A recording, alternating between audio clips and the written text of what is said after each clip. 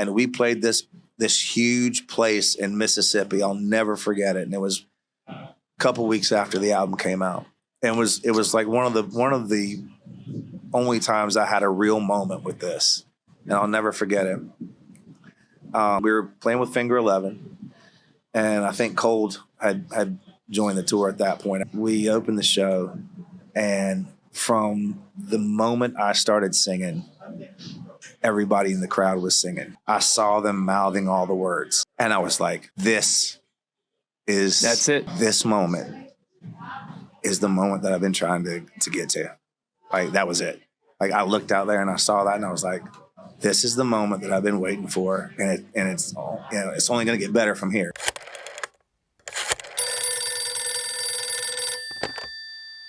Hello?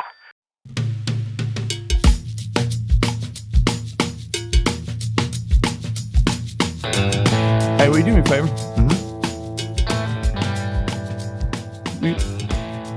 Will you pinch my arm real quick? Refill your Clamato juice? No, just pinch my arm real quick. Yeah, this is real. Okay, good. Make sure. Yeah. Had the weirdest freaking dream, dude.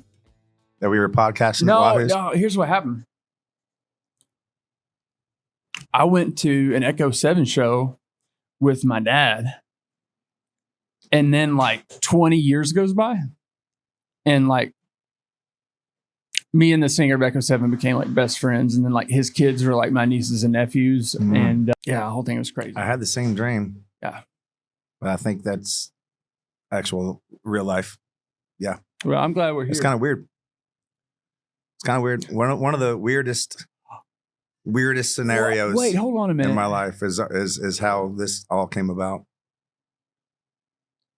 That actually happened. It happened. Yeah. It actually happened. That's why we're here. What? We actually are here. Yeah. We are here. We're here. In beautiful Myrtle Inlet, South Carolina. Podcasting at Wahoo's. At Wahoo's. Now, how many times have we been to Wahoo's? But now, years later, we are back at the scene of the crime, doing a podcast. Best of my recollection, scene of many crimes. The scene of many crimes, yes. All right, I got to try this burrito real quick. Yeah. Stuff your face. Man, you watch Chef John at all? No. Chef John. I can go from one show at a time. One thing and I can't get through that very quickly because of the work schedule. So right now I'm binge watching. I say binge watching because normally binge watching, you get a lot done at once. We don't get a lot done at once. But we're doing the best we can with Manifest at this point. And before that, it was Yellowstone. So it's one thing at a time. So yeah. Is that the show where the flight disappears? Yes. And then, it's time passes and they're all confused. Insanely good. Can I just tell you that's what the last 4 years completely freaking feels like to me? Me too. Yeah. What? Except I don't, so in the flight, when the flight disappears, they haven't aged when the flight reappears. It's the only thing that's different. That's different. Yeah. That's a different story here in real life. But yeah, I get what you're saying. I'm about the corned beef hash, man. I told you to get it. You can't beat it. I'm about it. Here. You have a fork? Yeah. You have an extra one just in case. Okay. All right. So what was I even saying before you talking about Manifest? 2020 and Chef John. Chef John. Oh, right. The show. It's not a show. It's not a show. It's a YouTube channel. Oh, okay. Educate me. Well, he's just like this quirky dude. Has got a great like radio voice. Some of the best like recipes on YouTube. He's got a YouTube channel. And don't get me started on that. I'm going to be on that like today. Foodwishes.com. I'll be on that. Foodwishes.com. I'll be on that today. The thing like a long time ago that blew his channel up was he invented the inside out grilled cheese. So he said, instead of butter in the skillet, just put the cheese on the outside of the bread, toast it that way. You can't even tell it's cheese at that point. Just toast the bread like perfectly, which, I'm familiar with inside out grilled cheese. This is my first ever inside out breakfast burrito. They literally put the cheese on the outside of the burrito. Yeah. And you can still hold it and eat it. Mm-hmm. They know what they're doing. Do they have Valentina's hot sauce here at Wahoo's? I don't know. Well, they're not open yet, so Yeah. in a couple of hours. Yeah. Maybe so. For having it left, I'll ask for Yeah. some. I usually keep that at the house, but now my taste has gotten really hotter than the Valentino. The Valentinos taste good, but I've conditioned my body to and my taste buds to need more heat. Mhm. And I'll tell you, Mhm. did I tell you the story about the wing challenge the other day? No. I didn't? No. So there's this new place called Dirty Myrtle Wing Company here in town. And I liked their Facebook page. I'm all about some wings. I eat wings like almost daily. I believe that about you. Yeah. Yeah. Big wing person. And so, they started this wing restaurant and I'm all about it. I'm like, yeah, wing restaurant. It's gotta be great. You don't want any of this, do you? No, go. No. I got plenty here. So they have what's called the Satan Sauce Challenge. Yeah, get in there. It's really good. Satan sauce. The Satan Sauce Challenge. Now, about a week before I went to the wing company, I did the 1 chip challenge. I didn't tell you about that either. I finally did it. Okay. I'd never done it before. There's video that you can see. Not on social media, but yeah, right? Pretty Yeah, good. that's good. So we go to the place and I got to do the Satan Sauce Challenge. I just did the 1 chip challenge. I did that. It was awesome. I mean, it wasn't awesome. It was terrible, but It was like a speck of hot sauce on 1 chip. So it was covered in like Reaper powder or something. It was bad. It was. I'm not saying it was. It was bad. Okay. It wasn't easy, but it was like, okay, it's kind of what I expected, maybe a little more than I expected. But then we went to the wing company and I did the Satan Sauce Challenge. I had to do it. I saw that they did a challenge there and I had to do it. I had to sign the waiver and everything. They give you the gloves. They put some devil horns on your head. And you have to eat 8 wings in 10 minutes. And then you have to wait 5 minutes before you can like drink anything or stand up or throw up or do anything. So I did it. It was tough. I actually did it. It made me kind of want to retire from spicy food challenges. It was that bad. It was like, they're legit. Like, if you want to try that, go ahead. Like, I'm going with a friend of mine on Sunday to do it because I want to watch somebody else suffer. And somebody confident like me who thinks it's, I want to watch them. I want to watch their reaction because, yeah, that was a tough one. That was really tough. I was the 5th person in 5 years to accomplish it. And you said, I'm never doing this again. Yeah, I'm not. Yeah, I think I retired. I think that retired me. It might have retired me from that kind of stuff. Like kind of hot stuff, or just like that one? From like doing a challenge, like not hot stuff in general, but like, okay, if you can eat this, we'll put your, picture on the wall, and it's something that's gonna like destroy my body for 48 hours. Color me skeptical. You want to go? No, I just don't think you're retired. Maybe not. I don't know. It's like when you get drunk and you're hungover. I'm never gonna drink again. I've got to turn my life around. Yeah. I can't feel like this anymore. I'm ruining myself. Yeah. And then, Tuesday you're having margaritas on Taco Tuesday. That's life. I think everyone can relate to that, right? Not everyone. That is windy. Yeah, we're right here on the inlet, so you get that inlet breeze. It feels good though. I had to take the jean jacket off, both of us. Real quick, I feel like we have to give a big shout out to Tony for letting us use the Wahoo space. Oh yeah, I thought we were just sitting here chatting. I didn't even know we were recording the podcast yet. Funny how that works. Yeah. So yeah, big shout out to Tony Jarvis, Wahoo's 5. Got in touch with him and saw if we could. Tried to ask if we could use this place for the podcast, and he was very, very hospitable and made it happen. You okay? Is he related to Jarvis, Tony Stark's assistant, or probably? Yeah, I'm pretty sure he is. Part computer. I'm pretty sure he is. Yeah, he's a machine. Okay. But yeah, a lot of history here in Wahoo's, and it's very significant and appropriate that we were able to land this little spot for the morning/afternoon to do this. So Tony, thank you, and Wahoo's Fish House, thank you. And, now you can't be doing radio now. Well, no, I'm not doing it. No. But we gotta say thanks for the breakfast too, because we're sitting here like chowing down from Crushing some Dead Dog Saloon breakfast from Dead Dog Saloon. Thanks for hooking up the biscuits and gravy. I mean, you didn't have to ask when I'm having biscuits and gravy and a Bloody Mary. Man, you know, and some grits. I was gonna get the potatoes because I thought the potatoes would go better with the biscuits and gravy, but their grits are so good. I got grits. Grits and gravy. They don't have tots, I noticed, as a side, but they have tots in the hash breakfast bowl. Mm-hmm. I thought about the breakfast bowl. I also thought about tots as a side. But you got that corned beef hash. That's the side. That's the side. That's the side. Yeah. I'll be honest with you.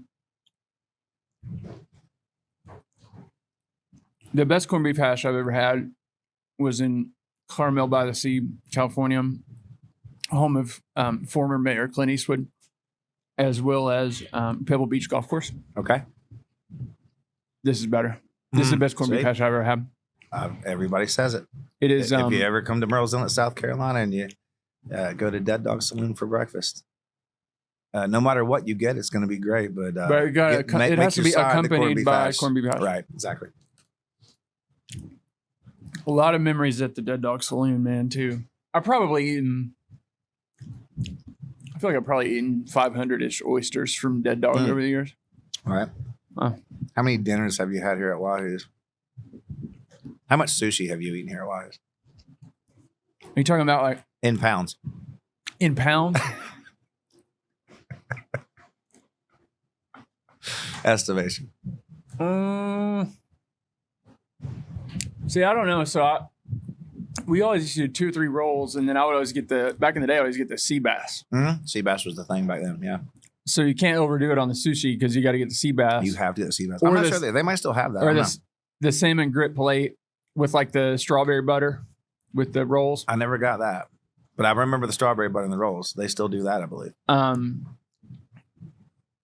I'd probably, like, realistically, because rice is not that. I probably had 30 pounds of sushi from here over the last 20 years. Living here, can you imagine how much more of that I've had? Not at all. Oh, man. And that's why I would come here and do a gig, and I'd set up and order sushi. Mm-hmm. So if we can multiply how many gigs I've done here in 20 years. Well, and times that by like 4 sushi rolls. So back in the day, it was all locals, and you and Dave were doing like 8 to 12s or something. Yeah, like late night. Because I can remember. It was 8 to 12. It felt like it took 2 hours to get back to North Myrtle Beach, and then, Phil and I would set up till 3 a.m. eating salsa and playing guitar, watching fireworks. Right. So hold on. This is we decided to have breakfast during the podcast, so you guys are gonna have to excuse the Well, I was thinking about it, it's like hot ones. Right. Except biscuits and gravy. Right. So the story. Why, to my friends and family and fellow realtors and musicians in Kentucky, am I at Wahoo's at 7 a.m. filming a podcast? So our good friends used to let us stay in their condo at the Maison Semir. I think the first family trip down here was 2001. That was the year that we saw Tonic at the House of Blues when the third album first came out that had Irish on it, and it was packed and it was amazing. Didn't see them there, but did play a gig with them one time back in Echo 7. Yeah, with Foo Fighters, actually. One of my favorite stories ever. We'll get to that at another time, I guess. But it was funny because I'll tell the story real quick and you can continue. Yeah. It's very short. I've heard of the Foo Fighters. It sounds familiar. They're a great band out of Seattle. Well, oh, yeah. The Seattle guys. Right. Yeah. Right. They had another band, and then the drummer formed another band. And anyway, it's kind of a side project. Right. It's like the other side project. Right. So we spent some time backstage talking to Dave Grohl, and the drummer from Tonic was back there talking to us. And Dave's tour manager kept coming out going, okay, Dave, 5 minutes. Okay, Dave, 2 minutes. And Dave, it's time. And Dave was like, man, I'm trying to talk to these guys. I'll be there in a minute. So we literally, like, I think my claim to fame in life, no matter what we talk about today, should be that me and Dave Chirac, we were the reason. By the way, Dave, great dude, just normal person, no ego, just will talk to you forever. Well, that's why everybody loves him. And so we're the reason that he was 10 minutes late starting that night in Charlotte. So apologies for that to everyone who's at the show and had to wait the extra 10 minutes. That was my fault. Have you heard the story about the time Dave Grohl met Bob Dylan? No. So Dave is a big fan of like everybody. He's just somebody who loves everybody, you know? Right. So Bob Dylan is one of those people. So I think it's first or second album from the Foos.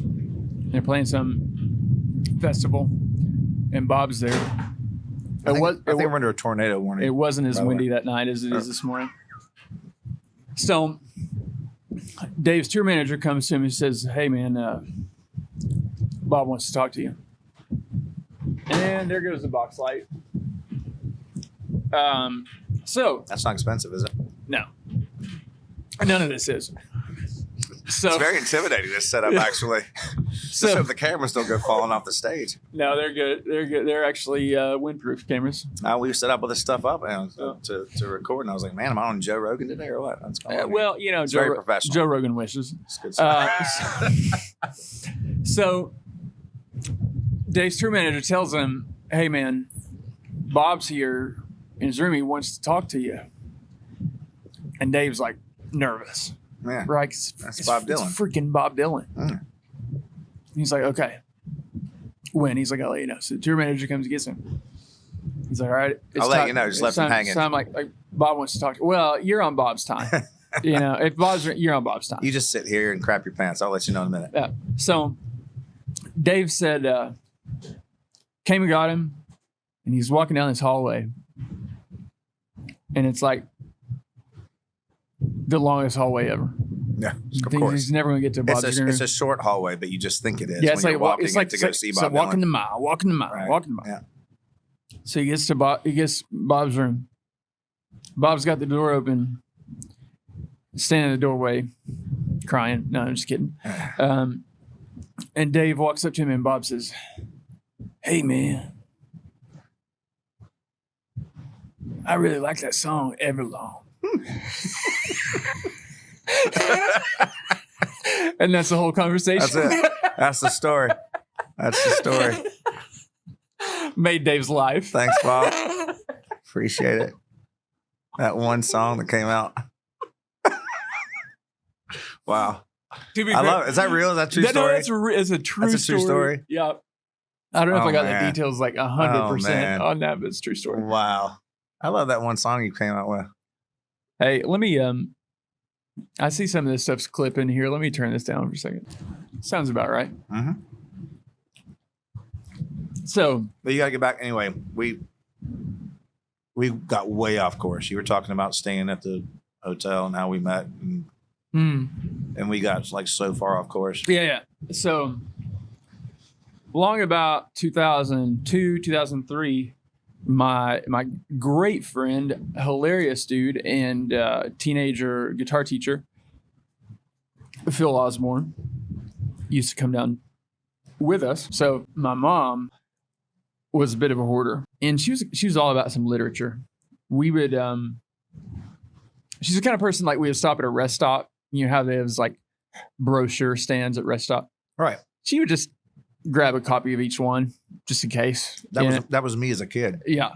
As a kid, whenever we would hit somewhere on vacation or we went to anywhere that had like the brochure stand, I was on it. Yeah. It was my entertainment in the car on the way to where we were going. Which was in the 80s. Yes. We're talking 2002. Okay. So, all right. Out on newsstands was this little and local. She kept every one of them. And local circular called the Weekly Surge. Okay. You may remember. And so Mom grabbed some copies of the Weekly Surge, and I realized that was a music-focused publication here locally. And fond memories of the Weekly Surge. And so I opened it up, and I saw this big spread. It's probably the biggest article in the magazine that was about this local band here in Myrtle Beach that was starting to really blow up. And the band was called Echo 7. And I think it was an interview with you guys, and Probably was. it was like Ronnie's favorite color is Carolina Blue. His favorite band is NSYNC at the time. Was it?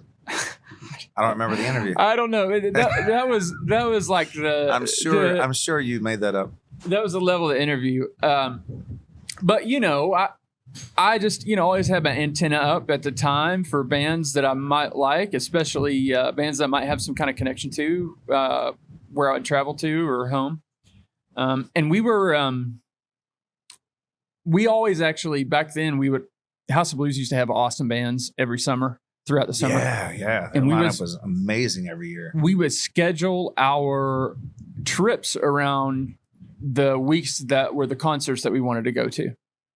Good strategy. So we had a concert that and I'll be honest with you, man, I don't remember who the headliner was, but there was a band called Finger Eleven. No. That was not Finger 11. There was a band called, their album hadn't even come out yet. No one had heard of them. As there were 3 bands, and the first opener was a band called 3 Days Grace. Uh-huh. And I was like, here are these guys. But I had this thing where I always wanted to get familiar with a band's music if I was going to see them play. Sure, I would do that, yeah. So like when they played songs, like, I know this song, I could kind of sing along, and I knew it was happening, right? Yeah. So I think their record came out that week. And so there was another band whose record came out that week, which was a band called Echo 7. And the album was called One Step Away. So I remember, what? Phil was here. I remember. So we went to... So this was before we even met. You were just here. This is before we even met. Yeah. So we went to Walmart in North Myrtle and bought 2 records. We said, we're getting ready to see 3 Days Grace. We're going to buy their record. That was the week it came out. And then there was another record out, the One Step Away Echo 7 record. So we bought both of those. And I remember we put both of those records in the CD player in the old Sequoia that we had. And we kind of jumped through both of them. Right. I like the 3 Days Grace record, but I love the Echo 7 record. The first song on the Echo 7 record, in that little intro, was not left. What was the name of the first song? It was One Step Away, right? No. Yeah. No. Or was it Standing in Between? I thought we started the album with One Step. Oh, no, it was like Inside Out. Inside Out. Yeah. Okay, so Pardon my dementia. Inside Out. It's been 20 years. Okay, let me try this. Let's see if this works.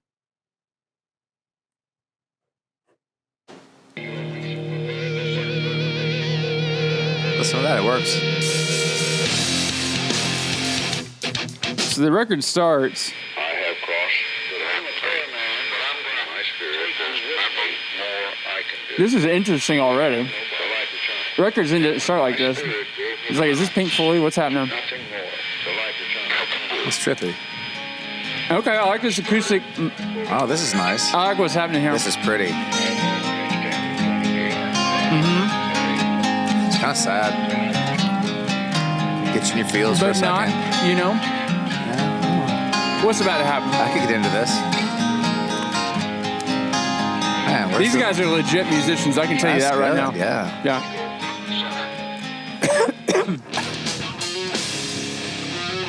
Oh, you screwed it up. You Okay. skipped tracks. Okay, hold on.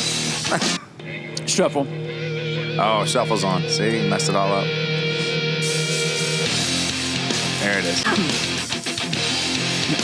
So, at this point, I'm like, well, these guys have definitely listened to Tool's first record. Who?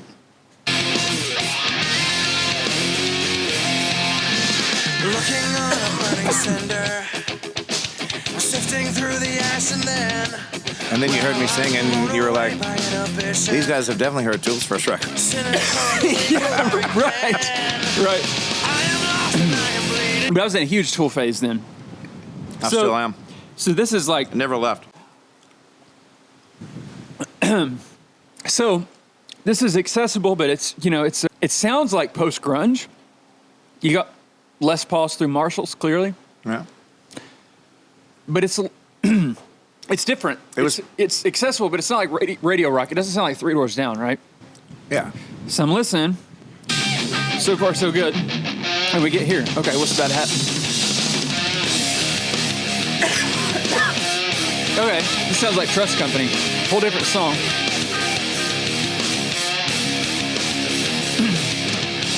Okay, I guess it's over. That was cool.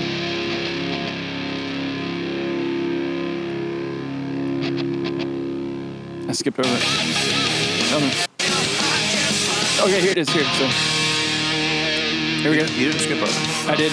Oh, did you? Here we go. Here we go.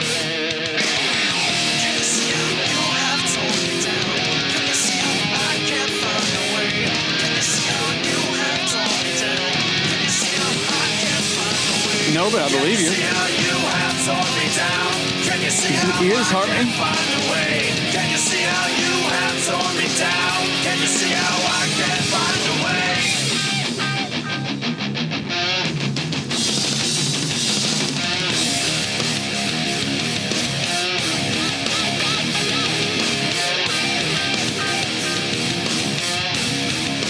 Okay, so I just caught a groove to my own music. I was just my own band there. So I'm hearing like Totally caught a groove there. Alice in Chains over Trust Company there. Yeah. And blown, It's all valid. It's all So I'm valid. blown away by these harmonies. And I'm like, okay. First track, I think this is going to be one of my favorite bands. First track, blown away. Listen to the 3 Days Grace record. It was okay. I liked it.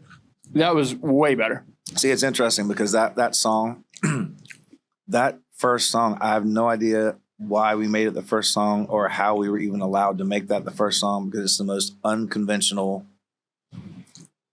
song on the record. Yeah, like And half that song in there's like no verse chorus verse. it's in like There's- 7/4 or something. there's no sense of the structure. There's nothing that you pop in that album and you don't get like the banger 3.5 minute like song that sticks in your head with the chorus and the melody and the whole thing that you're gonna sing. This we just started it out with the weirdest song on the album. That's what I loved about it. Yeah. It was like the vocals, the melodies, the guitar tones, it all sounded like the stuff that's on the radio then, but the songwriting and the harmonies were different and interesting, right? So we're on the way to Cracker Barrel. Listen to that. I like that biscuits and gravy too. Skip through that By the way. and skip through the 3 Days Grace record. So we get to Cracker Barrel, and there's a big crew in Cracker Barrel. And feels like, I think that's 3 Days Grace. I'm like, really? So we go back there, and I'm like, hey, are you guys 3 Days Grace? And they're like, yeah, how'd you know? And what was the drummer's name? Wasn't he almost in Finger 11 for a minute? I don't remember. I don't know. So I'm not good at trivia. So Adam's in the bathroom, and we're like, hey, we're from Kentucky. We just bought your record. It's out in the car. And they're like, what? These guys are from Kentucky, and they have a record. They've heard of us. Holy cow. So they like run to the bathroom and get Adam out of the bathroom and like bring him to the table. And they're like, these guys are from Kentucky and they know us. So I go get their CD out of the car and they sign it and stuff. So we go to the show that night at House of Blues, and there's like a long line, right? And we meet these two girls in line and talk about how much they love Echo 7, how they love, you and Dave and Frank and everybody. And these girls are like, oh yeah, we're best friends with Echo 7.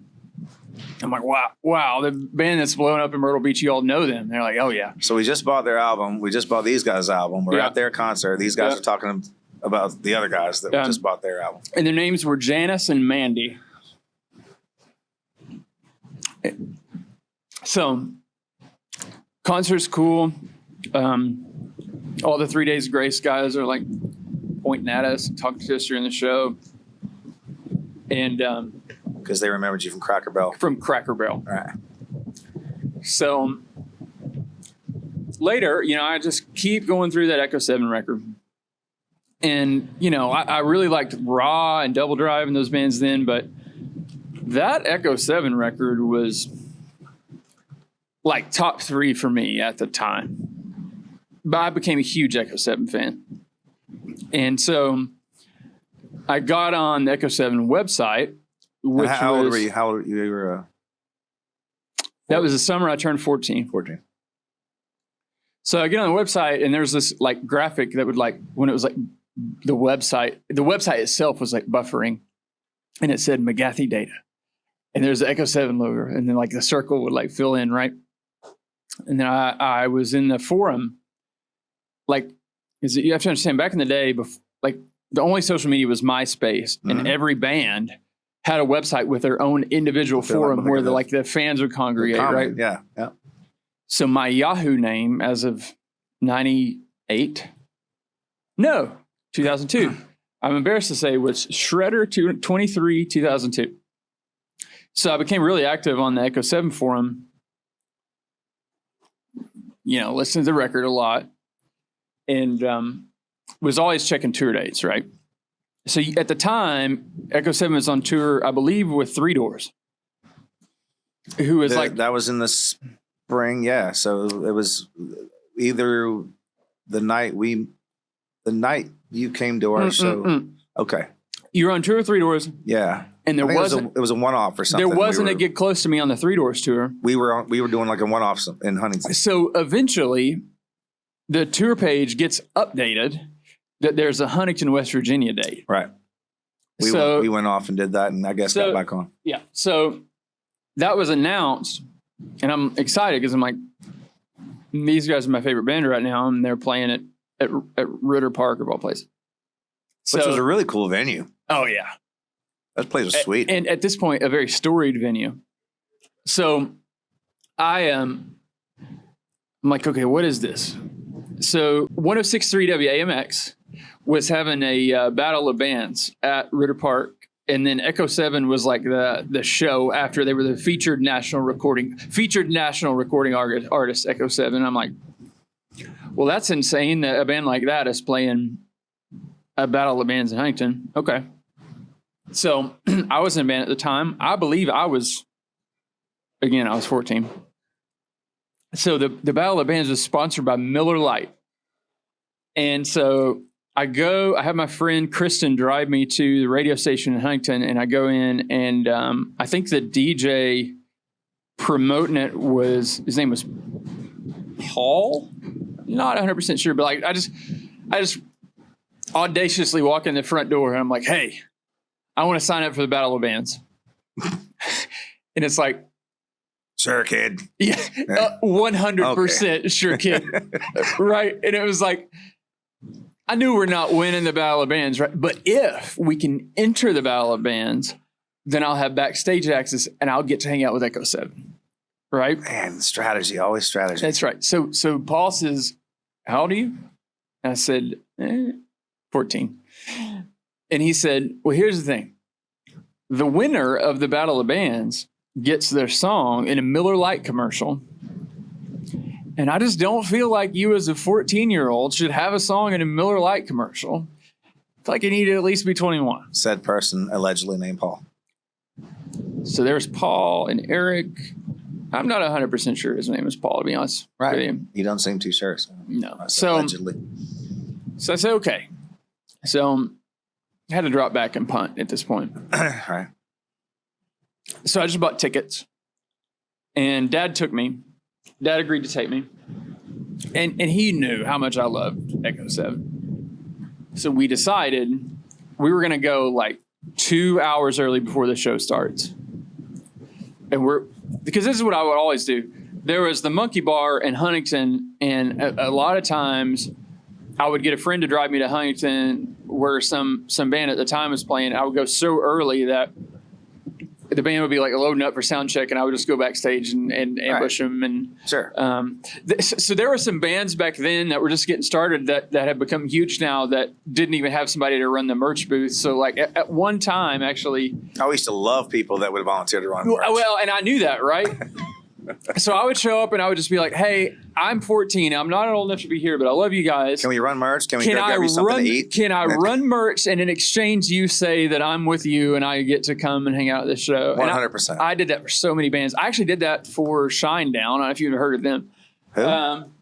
Yeah. So on the first tour when they had Jason and Brent was like 120 pounds. But anyway. Played a few gigs with them, yeah. So that was my strategy, right? So we go early to the Battle of Bands. We walk in, and the dude who's standing behind the board, who I guess is like the MC for the night, is a guy named, I believe it was Scotty Martin. And so we walk in, and my dad is like, Scotty?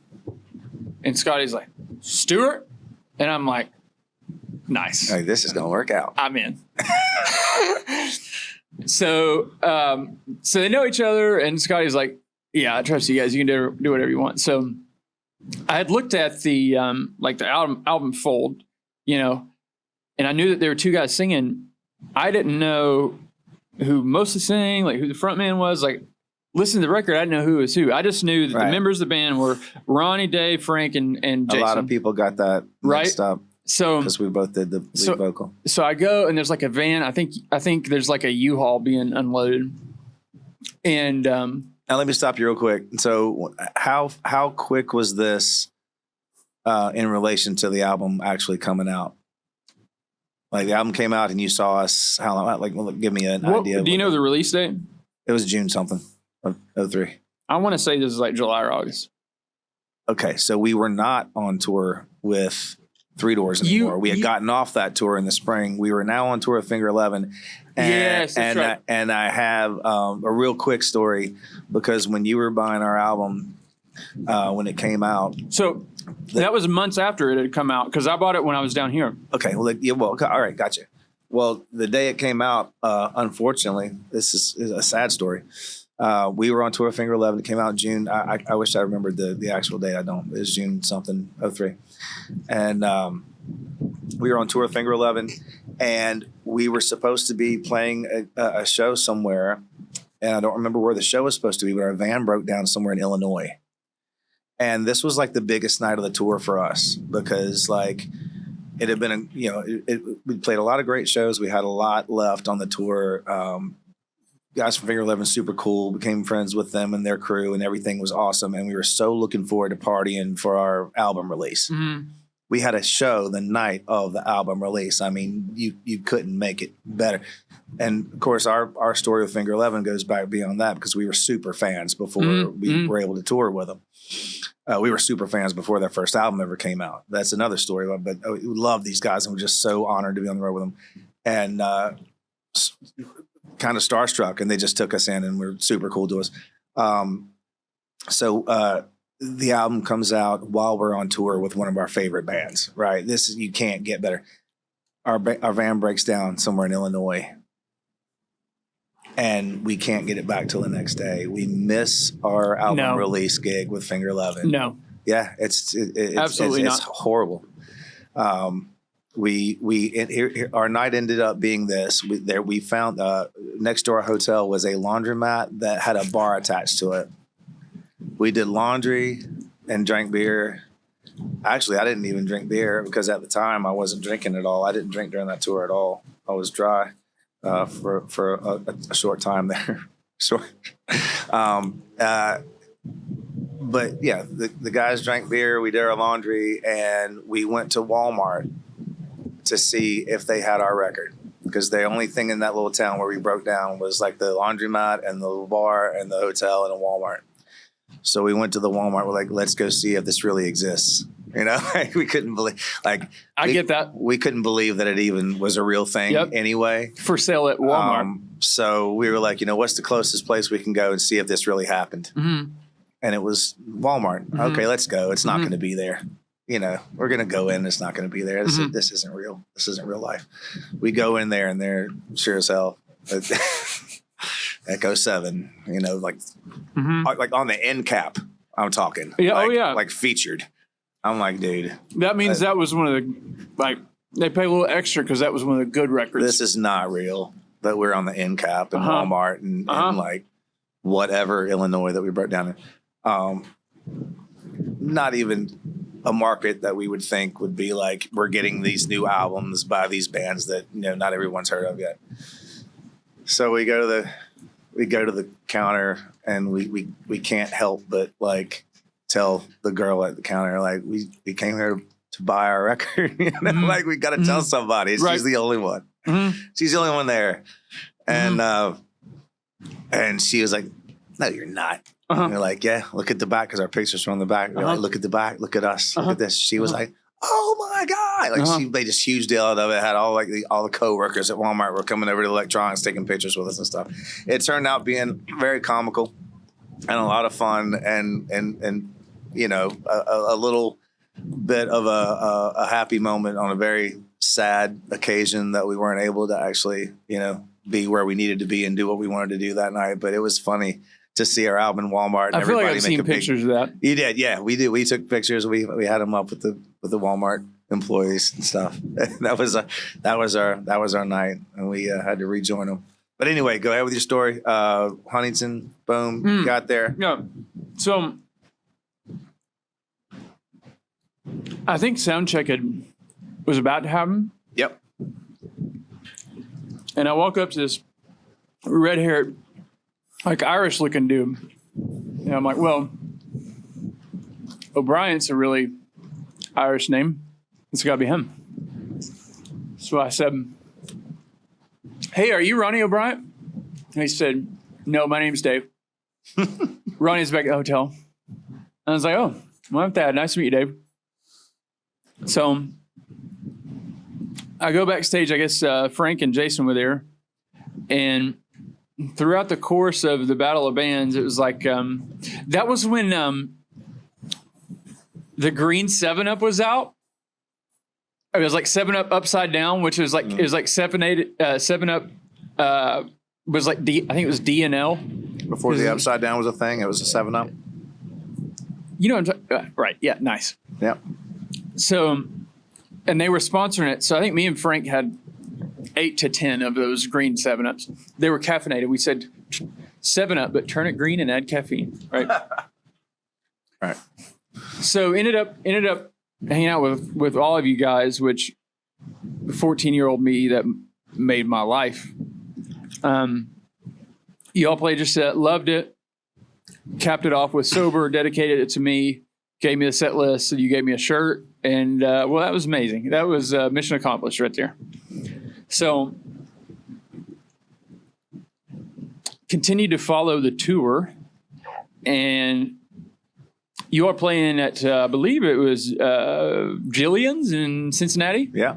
Which is long since closed. I really wanted to go to that gig. I think you played that with Queenstrike on the next tour. We did. And I was emailing back and forth with Frank, and, you know, that was just a little too far away on a weeknight for my dad to take me to Cincinnati. Mm-hmm. And that was the last conversation I had with you guys for a long time. And then I remember logging on to echo7online.com, and echo7online.com didn't exist anymore. Wah, wah. Concerning. Right. So I send my buddy Ronnie an email, and Ronnie doesn't reply. And I'm like,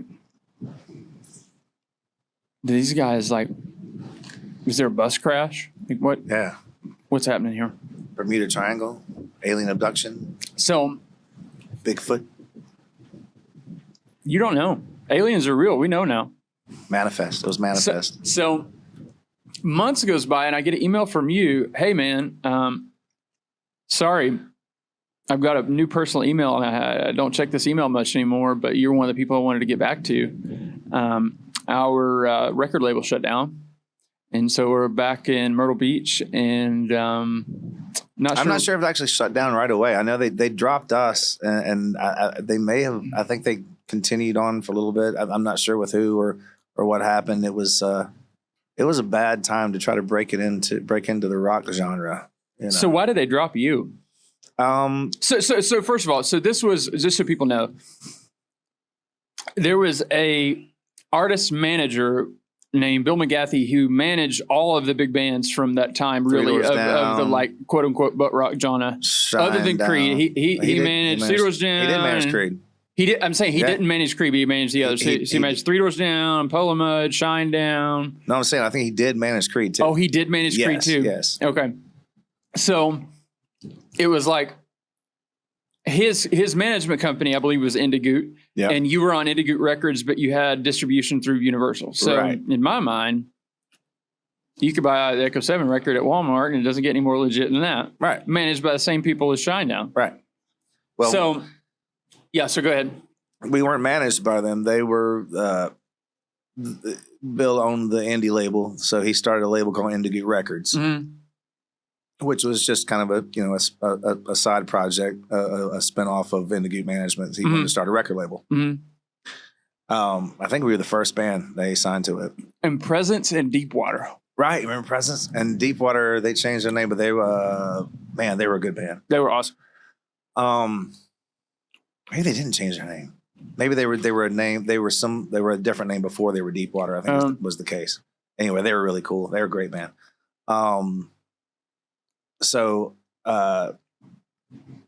It was a really tough time in the rock genre at the time when it came to like record labels and getting signed to a label as a rock band.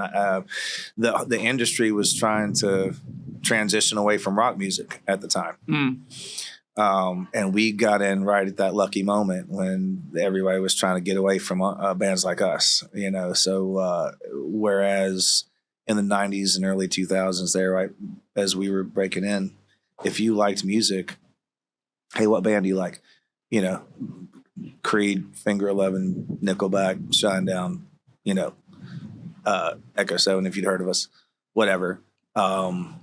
But man, it was the actual music business was trying to transition away from that genre, and so a lot of people.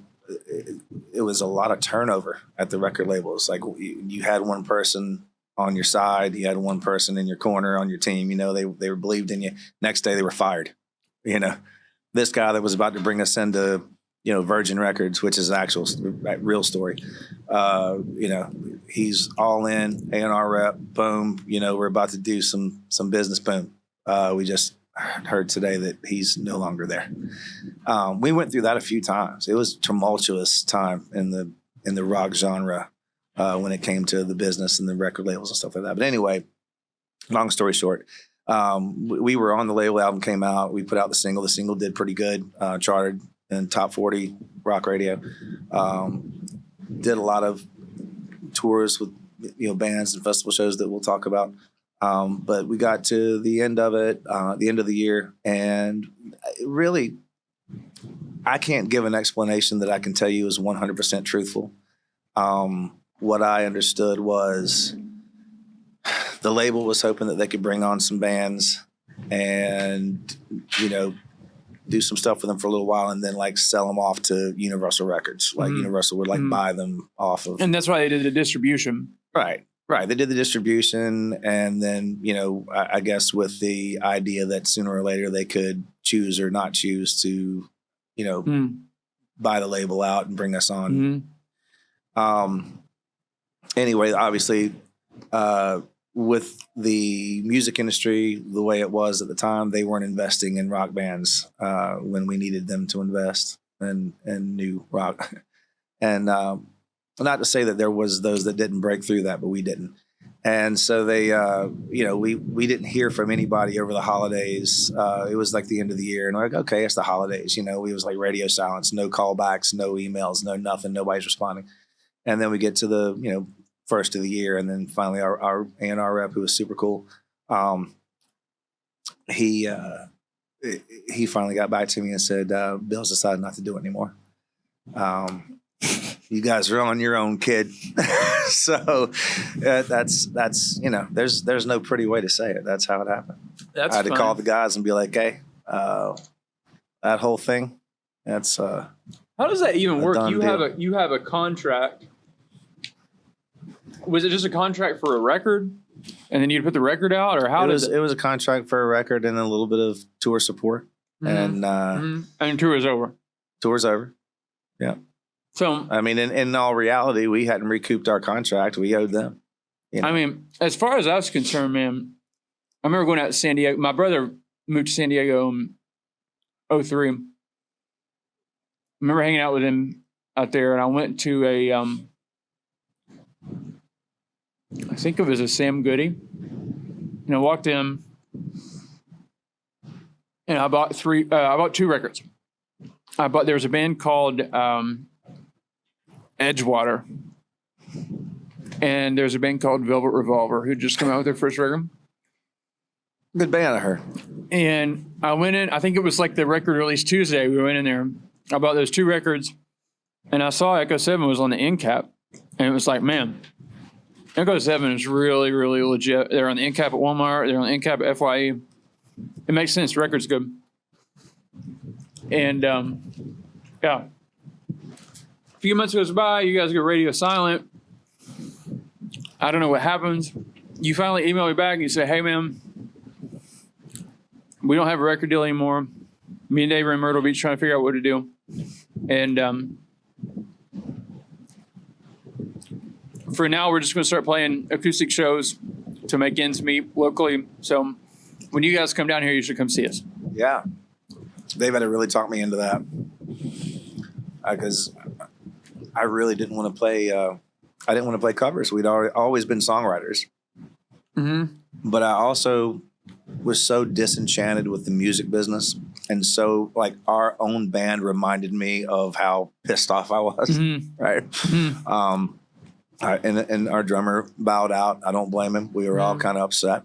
God, he's a great drummer, dude. Well, yeah. Great drummer. Yeah. Jason Hearn, you're the man. Yeah. And we were all kind of like at that point where it was like, you know. Take a minute. I think Frank was probably the only one that was like, come on, guys, let's keep going. Like, don't do this to me. And we were kind of like, no. I feel bad about that, but it was like there was no way that I was at my wit's end. I was at the end of my rope with it, and I needed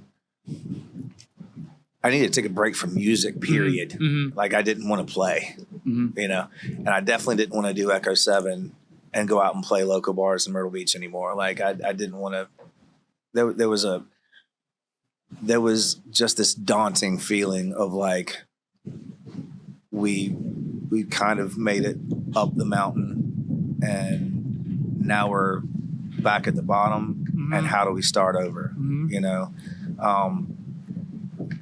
so I kind of wanted to take a big break. I was just not down with playing at all. But then at the same time, I was like, I got to make money. So you know, and I could not do something forever. So that was Dave's. That was his end. That was his thing with me. Like, that was his way to get it through to me. He wanted to do like an acoustic duo. He wanted to like let's do the like MTV Unplugged thing. You know, let's get together all these like cool songs that are like cool now, new stuff, 90s stuff that we grew up on, classic rock, like anything that we can do, but let's like acoustic. You know, do it acoustic. Well, because you all had the kind of Alice in Chains precision harmonies going on anyway. So we'll sit. So it kind of made sense. We'll sit on the stools and we'll you know, do the acoustic. I was like, you know, cool idea. I don't want to play covers, and I don't know if I want to play it all yet. And so I remember I was at my dad's house, and he called me, and he was like, "Look, it's do or die time, bro." He was like, "I'm gonna have to go get a job. You know, something. I'm gonna have to do something. I'm gonna have to go get something to pay bills, or we can just go drink beer and play music." You know, and I was at the urgent stage as well. You know, that we were at a crossroads. That we were either going to stick together and play music together and do something, or we were going to go get day jobs. And so he, you know, I remember the phone call very clearly, and he was like, "I'm about to go get a job, so you have to let me know right now whether you want to do this or not, because we can learn the songs in a week and start booking some shows. We've got some name recognition here in town." You know, we know you had a lot of support here. You all were like headlining House of Blues back then. Yeah. We knew that if we did it, we had some support and some people that would get behind us and get us out there. You know, hopefully. Holy cow! We get to go see Echo 7 at like a random bar playing acoustic. Wow. Yeah. Right. But it wouldn't be. It would be like us, you know, playing some Echo 7 songs, but playing some, you know, a lot of covers and stuff too. And so at the time I wasn't down with the cover songs, but I was like, okay, all right, let's do that. You know, I'm in. I'm reluctantly gonna say let's go ahead and do that now because I don't want us to commit to not doing it at all. No, we're gonna do mow grass, Right? yeah. Right. Yeah, do some roofing, like what I'm gonna do. So I came back and we got together. I think we learned something like 40 songs in like. We spent like 3 or 4 days in my condo just learning songs. And I think in like 3 or 4 days, we had like 40 songs ready to go. Is that because you still had the Red Bull endorsement? We just kept drinking Red Bull and we were up all night for 4 days learning songs. Yeah. Yeah. And pretty soon we got like the first gig and it's weird because I knew this story would have to come about at some point because we're in this room. We had played a couple gigs at a spot where a friend of mine was a bartender and she got us in there. And the spot doesn't exist anymore, but it was up the road here. What was that? I can't remember what the name of it. God. It was like... I want to say it was called Bull Feathers, but it may have been something else. Yeah. It was Bull something. Yeah. So Dave and I were playing there like once a week for a couple of weeks, 3 weeks, 4 weeks. I don't know how long it lasted. It was crazy long. But I was sleeping on my couch, and it was about 5 o'clock on a Friday, and my phone rings, and I pick it up, and a guy was like, "Hey, is this Ronnie?"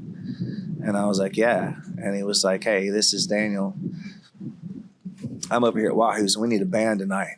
I didn't know how he got my number. I still to this day don't know how I got my number and don't know why he chose to call us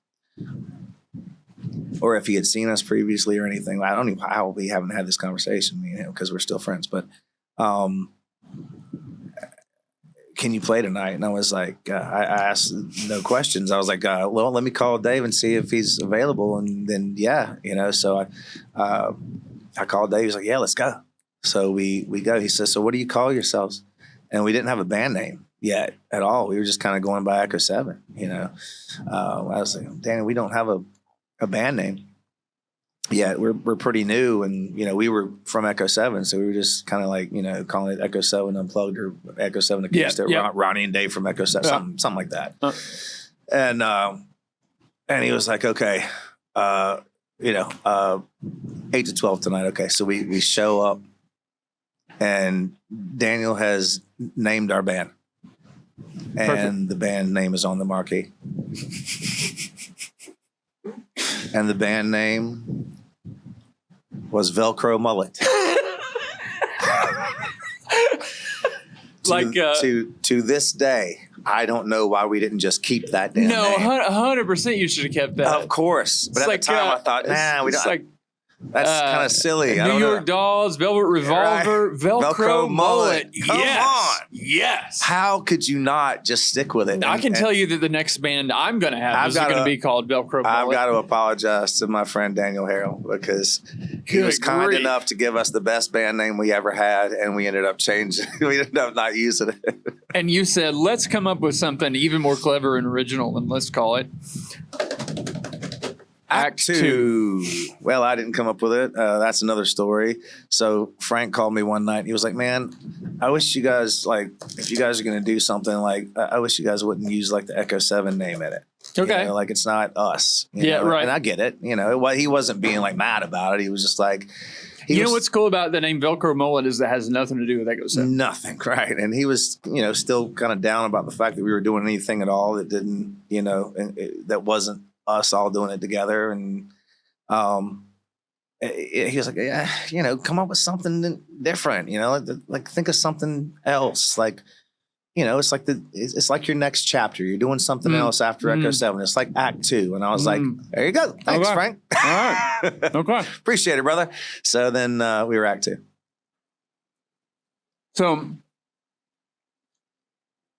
So you emailed me back and you said, we're playing acoustic shows in Myrtle Beach under the name Act 2.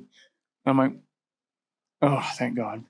Yeah, this place right here where we're at gave us our start. They put us on like a couple nights a week here. So this is our home base for a while. I said, I can still see these guys, and not only can I see them, they're going to be playing like a bar gig where I can talk to them. Yeah. Right? So we come down. I said, send me your schedule. He said, all right, this week we're playing at Shuckers Raw Bar, Broadway at the beach. I'm like, sweet. I love oysters. So it's the first time we've ever been to Shuckers. We go, you are playing the music though, like you're playing Alice in Chains. Remember I think you played Plush, Interstate Love Song, and I was probably singing it louder than you were. And I remember this drunk girl, she's a brunette, tall, extremely drunk. Comes down and she's like, hey, I can sing. I want to sing a song. And you're like, what do you want to sing? Is that what she sounded like? Oh, yes, it's 100% what she sounded like. And you were like, what do you want to sing? She's like, I want to sing. You guys know She Talks to Angels? And you're like, yeah. And you're like, all right, coming up. So she's like very confident, right? She's like into it. She comes up, gets through the first verse, doesn't know the second verse. Isn't that how it always works? Dave gets so mad. Dave is like, why would you do that? Why would you say that you know the song and you're going to come up here on stage and you're going to sing with us and you're going to mess with our set and you don't even know the freaking song? Because why would you do that? We were new to the game. Why would you do that? Yeah, of playing in bars and like at that intimate of a level. Yeah. With acoustic guitars and being out there and like people coming up to us and talking to us. Now we know. So a couple sets in, Ronnie and Dave says, Thad Blevins in the house. Thad, you want to come play a song with us? And I said, well, that's kind of scary, seeing how it went with the other girl. I just saw that girl get the wrath. That's okay, guys. Go ahead and do what you're doing. Okay. I'm going to sit over here and be happy. So you have your like little set list printed out, and I'm like, well, my band plays one thing. I think it was a year one thing came out, Finger 11 song. So Finger 11 on that self-titled, they tuned a half step down for the whole record, right? Everything else, most of the songs my band played was in standard tuning, and most of my guitars had trims on them. So I had figured out how to play that song a half step down in standard tuning.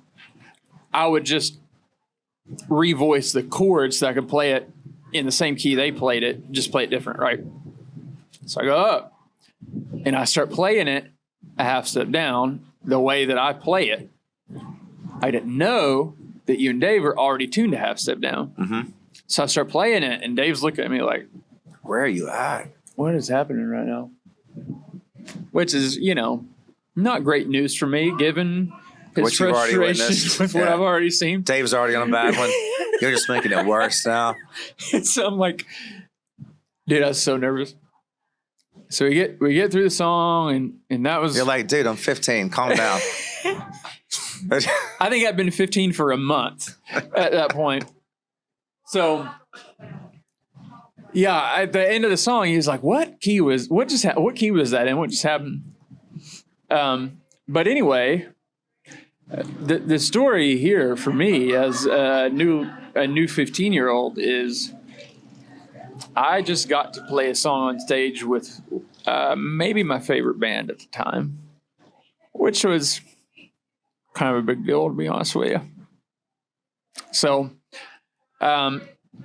kept coming to the Act 2 shows, and even though you're afraid of Dave, I wasn't afraid of Dave personally. I was afraid to play with Dave, but it was equal parts like excitement and fear.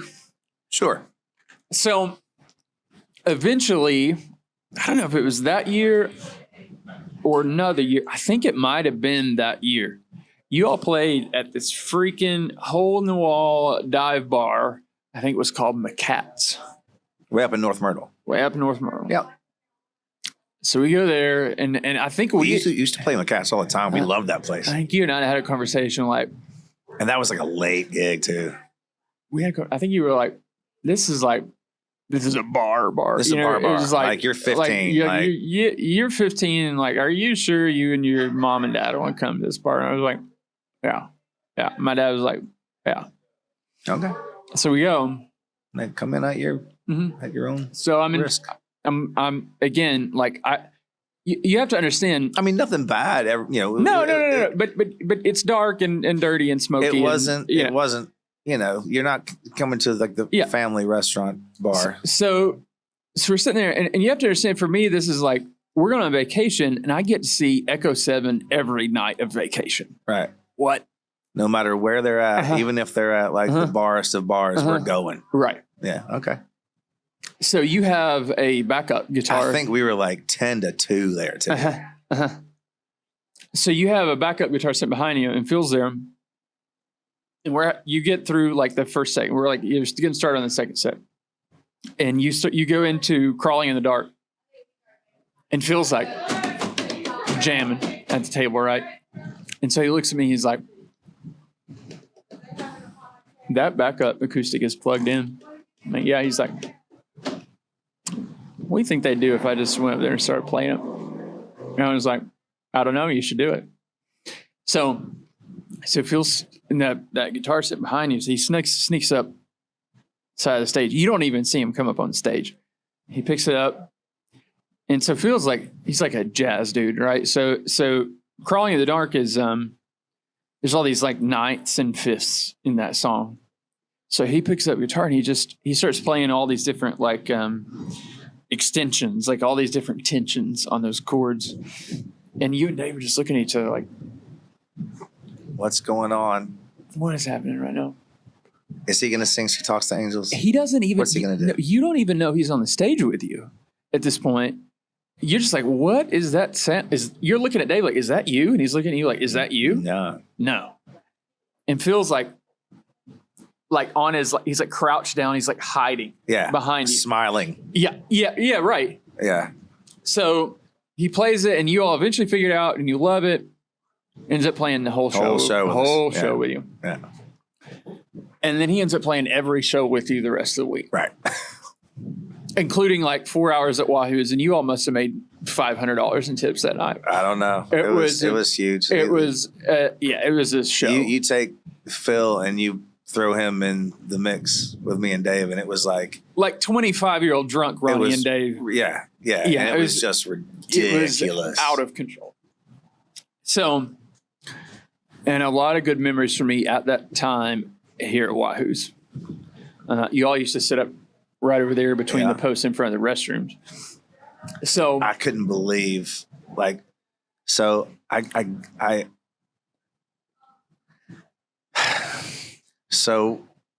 Dave and I would do our show, and our show was our show. It is what it is. It was what it was. And you were 15, 16, but your parents brought you out, and you're with your mom and dad, and we had the utmost respect for them and everything, but we're still going to do what we do. And then we're like, okay, we looked at each other and we're like, we're going to do the Tenacious D tonight. And I can't remember which one was like, well, of course, probably me. I think Dave looked at me and was like, are we going to do that? Like, Fad's here with his parents. And I'm like, you're damn right we're going to do it. They brought him here. They came here on their own accord. So, and the fact that they kept coming back, we just, after that, it was okay. We didn't, that was before we started going to gigs with you at Dick's. Oh, yeah. So you have to understand, I'm trying to, you all are local here. I'm trying to establish a connection. It made my life that you had fallen in love with Phil, right? Oh, man. Yeah. And we had so much fun. He's insane. Incredible. So I remember you all played at Bums one time. Remember how I used to do King of Pain, the Police? Oh, yeah. Oh, I can't get that out of my head. Oh, yeah. It's amazing on that song. So he loved that Synchronicity record. He loved Police. Yeah. He teed off on that. And I remember the four of us played at Bums. I remember playing Why Georgia Why. Yeah. And there's that little part on the C where John Mayer does that funky like hammer-on thing that no one knows how to none play. of us knew how to do, but you knew how to do it. I knew how. It was the only part of the song I knew. I was like doing it, and you were just like, ugh. I was like, dude. So I sang it. I think I gave you my guitar, and I just sang it, and you were doing the part that I wasn't doing it right, and you were doing it, and I was like, well, damn, all right. So 2 or 3 years, Phil comes down, plays like every gig with you while we're here. Mm-hmm. And we really started to become friends at that point. Yeah. And at that point, At that point, Zach was probably born. Well, that was the other thing too. My thought was that he was out here for part of it, you know. So my thought was Tanya at some point you're going to have a band and you're going to go back out on the road. But then Tan gets we had all bonded pregnant with you guys, and everybody bonded, and then I was at Maddox was first, and then Zach was born too, and so it was like Zach was born I think right before. Zach was born before, yeah. So then it was like y'all are going to be here for a minute because you got to raise kids. Yeah. We kind of settled into what we were doing at that point. You know, we dug our heels into the marsh, and we're dude, I remember coming down here, became fixtures here. It was like y'all play 3 or 4 sets, and there's like 15-minute breaks, and I always get frustrated. It was like, that's my opportunity to hang out with Ronnie and Dave, and you were the freaking mayor of the inlet. Everybody in this bar would be here like grabbing you, and like you'd be bouncing around, and Dave would be like talking to my mom, getting advice on like how to raise kids, and then at the last minute, like you would come over and eat like 2 sushi rolls, and then you go back and play. But anyway, so you know, long story short, you know, I was really an aspiring musician. It's what I wanted to do. My plan was to go to college at Berkeley, and I had these guys that were like one of my favorite bands that I've become good friends with, and we used to talk on the phone about music all the time.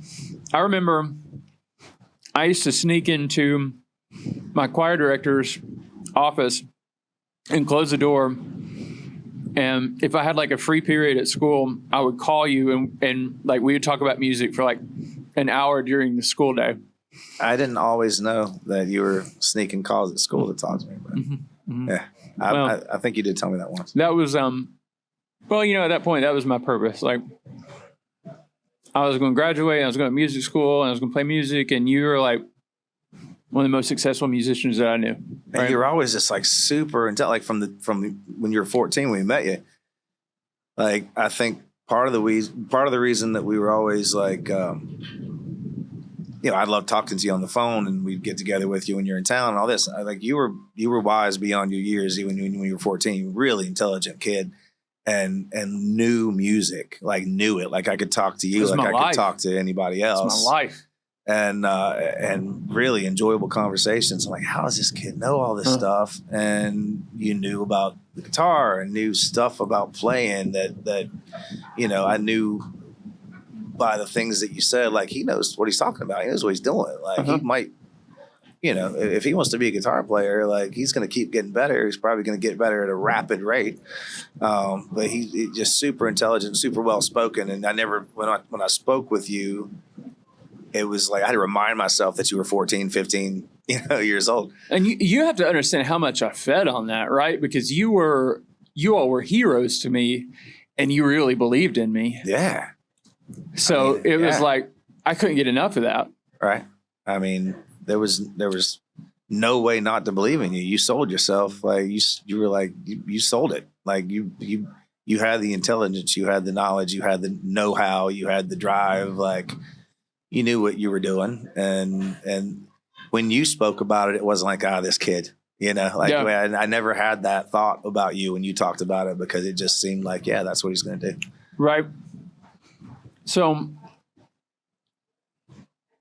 remember you all had the Act 2 MySpace page, and for years I would just pull your schedule. I miss MySpace so bad. Can we talk about MySpace and more in the past? Something you should know. You were the second ever guest on the podcast that was in my MySpace top 8. Oh, Yes, sir. Man, I think you were currently in my top 8. So Jeff Ellis was the first, and you were the second, I believe. wow. That's I don't know. Actually, I don't know if Bear was at some point or not. cool tidbit. You were before he was, for sure. So, and My MySpace was like decked out.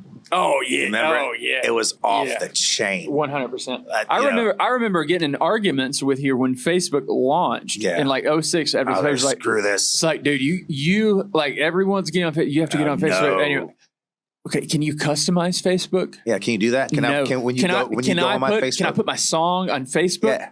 No. I Yeah. can put my picture and my bio, but I can do whatever I want with MySpace. Everybody's still on MySpace. Why would I get on Facebook? Can you go on Facebook? Can you go on my profile and all of a sudden my whole playlist starts and you have to listen to it whether you want to or not? That's what I thought. Yeah.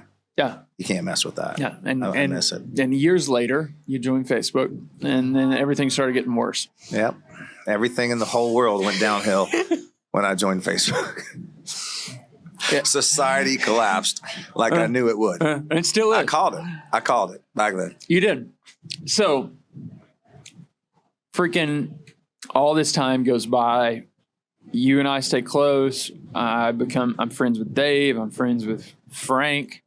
Really, the only person I didn't keep in touch with was Jason, really. Yeah.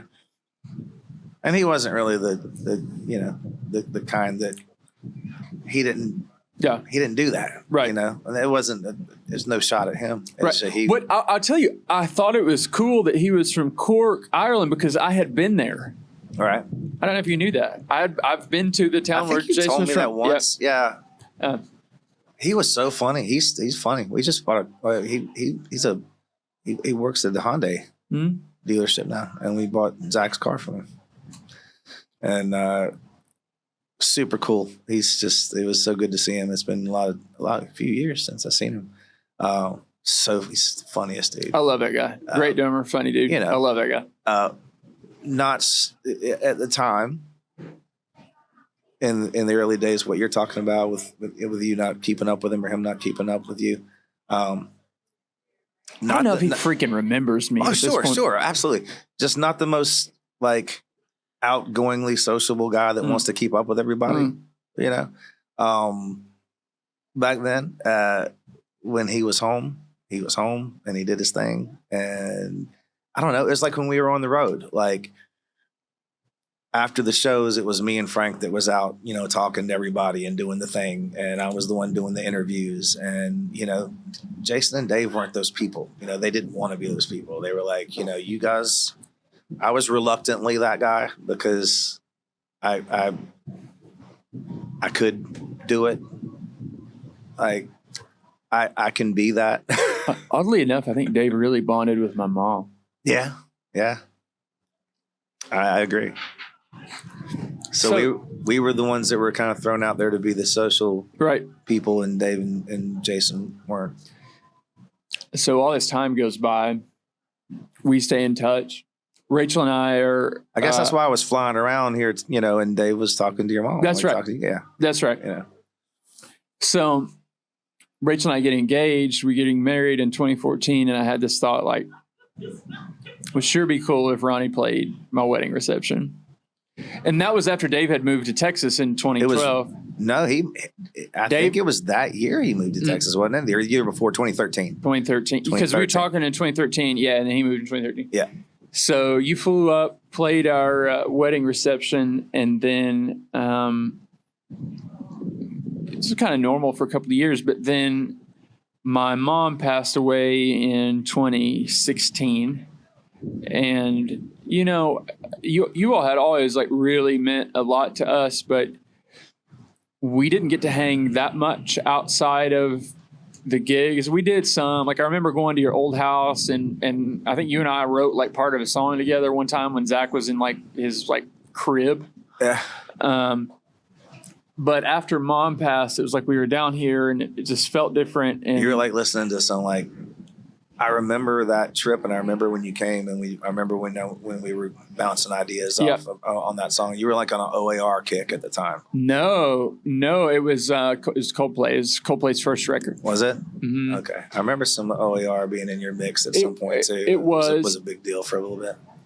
But like, long story short, 2016 happened, and when we came down, it was like kids were a little older. You had a little more flexibility, and we ended up spending most of the time, like every day of the trip, hanging out with you guys during the day, like hanging out, running around with the kids, you know, and just, you know, you and I have been once close. They were able to go on the flyer with us, you know, at any point in time, and you know, it got easier. And you know, you know, Mom is gone, so your family really was the focus, and we'd always wanted to be able to spend more time with you. We were finally able to then. Yeah.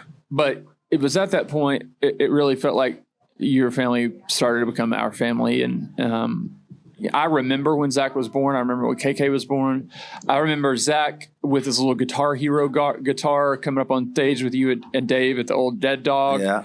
With his little mohawk jamming. Yeah. I remember him keeping the beat when he was like 4 on his little drum kit. Yeah. But 7 years ago, you all started to become much closer with us. I feel like after we lost Mom, your whole family, not just you. Yeah. And so, you know, things got kind of weird in 2020. Did they? A little. So I remember coming down on our trip, and you know, you had talked like for years and years and years. You and I would have conversations in the summer, like, yeah, writing these songs. You know, I got this band going. I remember you and Dave started something called Bedford Falls. Yeah, and then you started Gray Sky Revival, and you were like, Dave, for like a minute. Another reluctant story, a reluctant me. Because me and Dave were doing so well as Act 2. Like we were playing every day. We were playing doubles on weekends. Like, you know, Dave would be like, dude, can we get a day off? Like I kept booking. And, but we were having fun with it, and we were making a living doing it. We were supporting our families doing it. There was no reason to do anything else. And he's like, let's start a band. And I'm like, dude, are you serious right now? Like, why would we do that? So we you know, we keep seeing our old buddy Freddie Ackerman, who used to play in a band here called One Louder. We used to play shows with him in Echo 7 with his band, and then he went out to San Diego, started a band with his brother. Anyway, he was back in town. Long story short, and we would literally see him everywhere. So it was completely working against my reluctancy because Dave, or me and Dave, would see him at the gas station on the way to a gig. We'd see him in the mall. You know, Dave would say, "Guess who I saw yesterday, Freddie?" Freddie was always like, "Hey, let's do something, guys. Let's do something." And so, you know, eventually I had to come on board, and I was like, okay, it's got to be meant to be, because like we see him like everywhere we go. If we go to the grocery store, there's Freddie. So like, it's like, you know, the universe is saying, let's do this. So I asked Freddie, we didn't have a bass player. So I asked Freddie if he knew a bass player, and he did.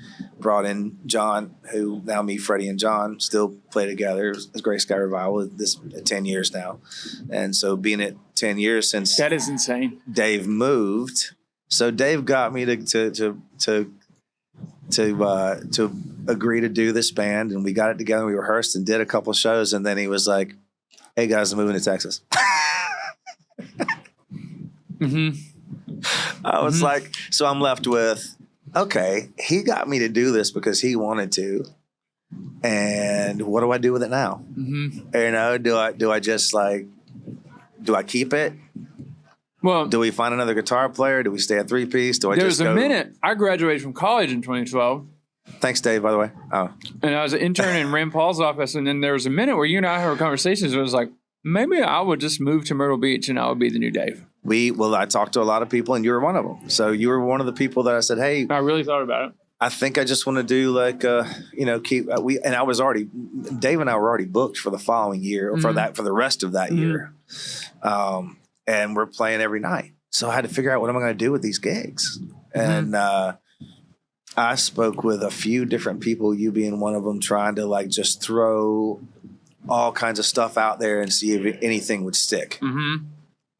And a lot of interest, but a lot of like, man, just I can't work it in. You know, I'm doing this and this and this. I can't do, but because of the schedule, it wasn't like, hey, can you play with me on the weekend? Because you had a lot of gigs. It was like, hey, can you devote your life to me? And that's what it had to be. And you were one of them. That was a serious discussion for a little bit. And then I remember I was sitting down at the table with John. We kept the band together and we kept it a 3-piece and we were doing band gigs here and there. And I sat at the table with John. I was like, Johnny, I don't know what I'm going to do. I can't find a guitar player that can commit to my schedule. I mean, if I was doing it less, then I could probably find somebody way easier. But I don't know what I'm going to do here, and I can't find anybody that I can, that is able to commit to this monstrosity, And he just looked up and said, "I'll do it." I said, what? What? Yeah. Oh, so he lived nowhere near me. Now he lives near me. Mm-hmm. But back then, he lived nowhere near me. Like, it was like, he lived I think he lived out towards Conway at the time. And I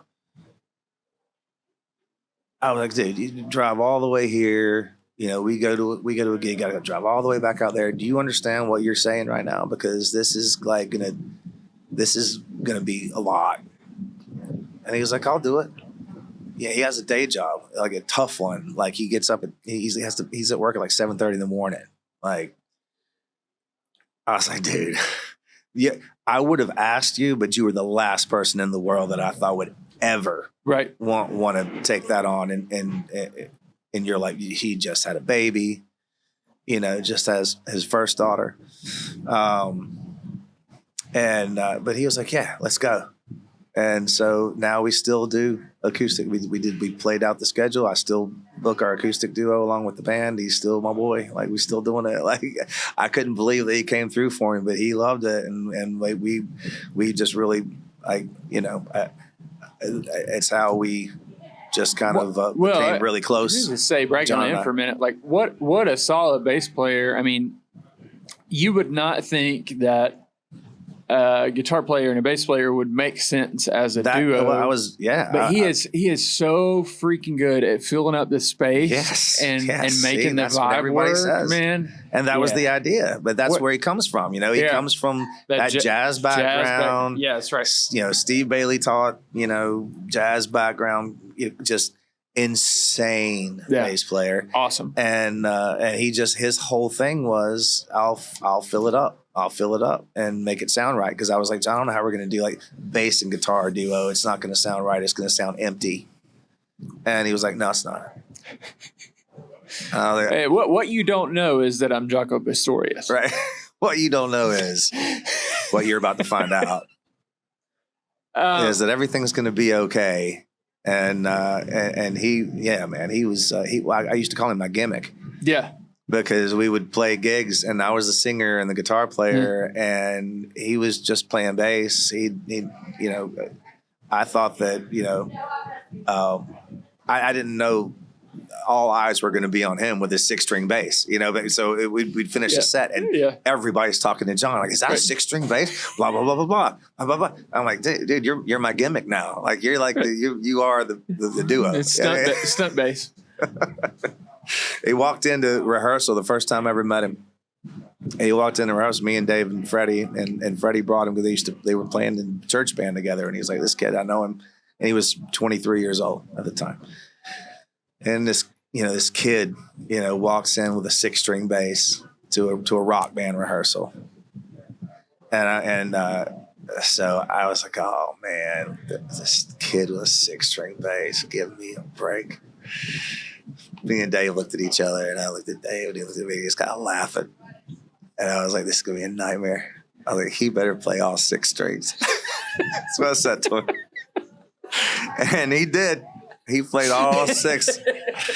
All 6. We tuned down to do an Incubus tune, and we were like, yeah, you need to tune that guitar at all? And he was like, no. Of course you don't. So he played every song perfect. And he looked like he was so skinny. He was like a skinny little kid, with, tall, skinny, with this big bass. I say, you look like it looks like a pork chop on a toothpick. That's what I said. And he played amazing. And we were like, man, you in? Like, you want to do this? He was like, sure. And just coolest dude. Let me go ahead and get this out there while I'm thinking about it. Nicest dude in the whole I've ever 100%. met. Just most genuine dude I've ever met.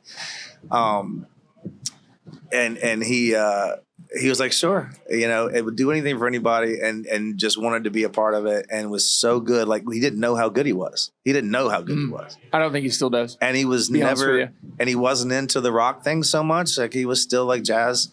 And I had to give him my CD collection so he could get familiar with being a rock bassist. And at the same time, keep that jazz feel because, we loved his style. So learn these songs. But so we thought that he had sat down with the set list before he came into rehearsal. And he sounded very familiar with the music. But after a little while, I found out that he wasn't familiar with any of it. And that's when I gave him the CD stuff. And I was like, it hit me. It dawned on me. You weren't familiar with any of that. Did you even sit down with that set list and practice for a rehearsal at all? And he said, no.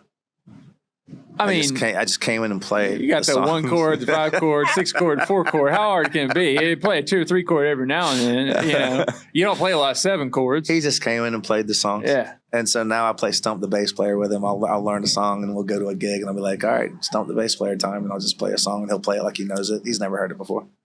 He's just ridiculous. Yeah, also, who else does that is Phil. Yes, Phil. Can we? He reminds me of Phil. Yeah. I want to switch gears here a little bit with you, but before we do that, can we take a quick potty break? Yeah, absolutely. All right.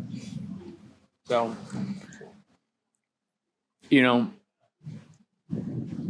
I came down here for years and watched Act Two play. My family, it was like the only nights that we missed Act Two playing were the nights when we were seeing a big time band playing. You're like, we got to go see Kenny Wayne Shepherd tonight, so we're not going to be at the gig. Collective Soul, Our Lady Peace.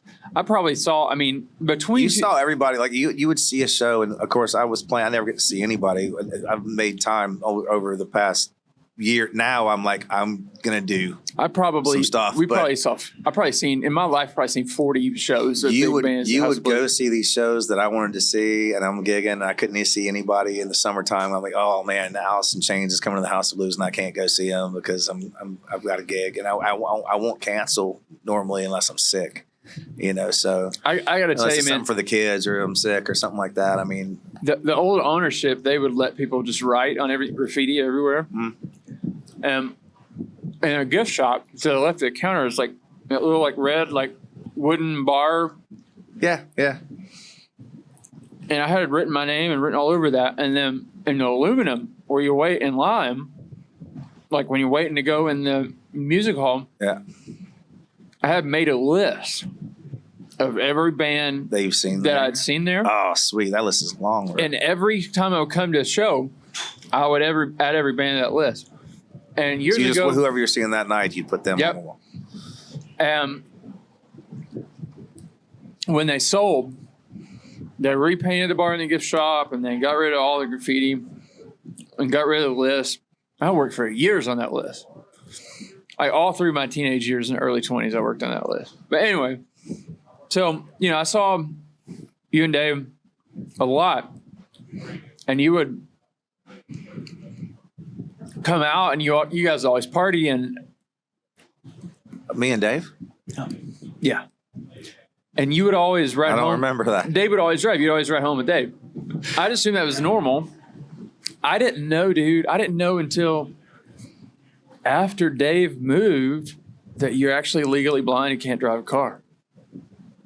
Freaking shocked me. Dude. I didn't know. I don't remember breaking that to you and that you were surprised that late in the game. No, I was way surprised. I remember you used to have that slider phone. I remember when you first got a phone. You had a smartphone before you had a legit smartphone. I remember what it was. I had a Razor, and you were you had ESPN on your phone, and you were like, I'm watching the game on my phone while I'm playing a set. And I was so freaking jealous, man. It was the future. Only problem is I can't really see it very well.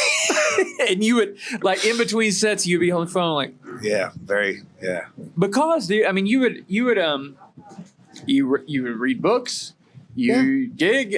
You read off the set list. I just thought, your eyes are, about like mine. You just looked at stuff close, and I swear it wasn't until after Dave moved that you told me, like, and I think it was because Tan would always drive you to gigs. And I was like, what? Why don't you drive to gigs? And you're like, I can't drive. Yeah. Why don't you drive? Too many DUIs? Huh? No. Legally blind. And even with correction, even at my best correction, I'm still legally blind, even with contacts. So without my contacts in, it's far worse. And with them in, it's, to me, far better. To you, it would be like, wow.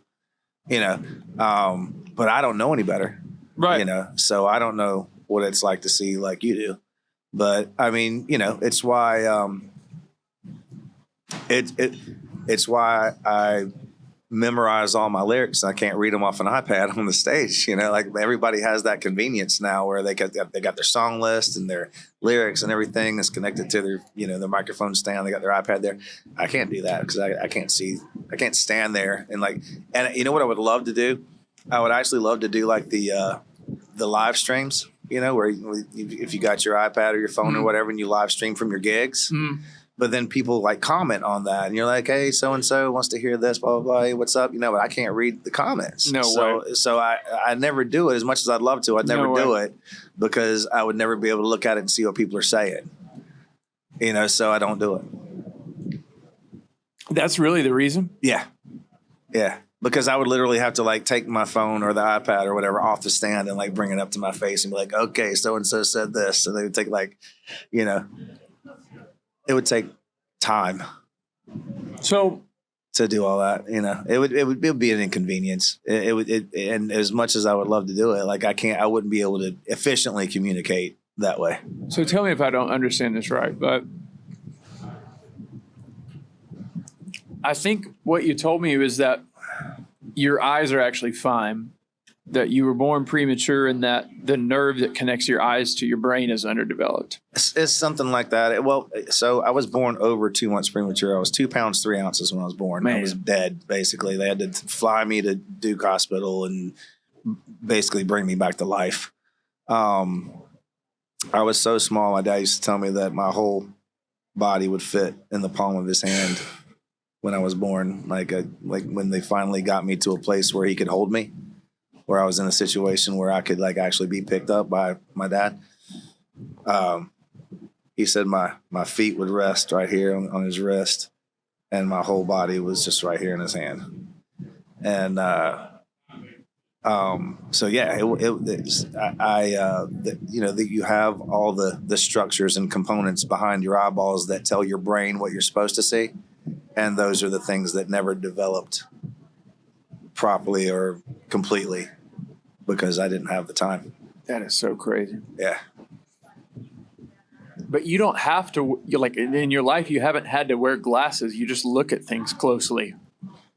I wear contacts, and I have wore glasses. I switched from glasses when I was 13 to wear contacts because I didn't. Back then, they couldn't make the glasses. Now if you wear a big, thick Coke bottle glasses, they can make them thin anyway, make them look good. Back then, they couldn't. Back then, I was wearing some big, thick Coke bottles that I hated. And so I switched to contacts so I could get away from the big, huge glasses. Did I ever tell you? I stuck with them. When I was a kid, I was 18 months old, they figured out that my vision was bad. Because when I was like real little, I had an eye that they thought was like a lazy eye. My left eye would cross when I would focus on stuff. And what it was like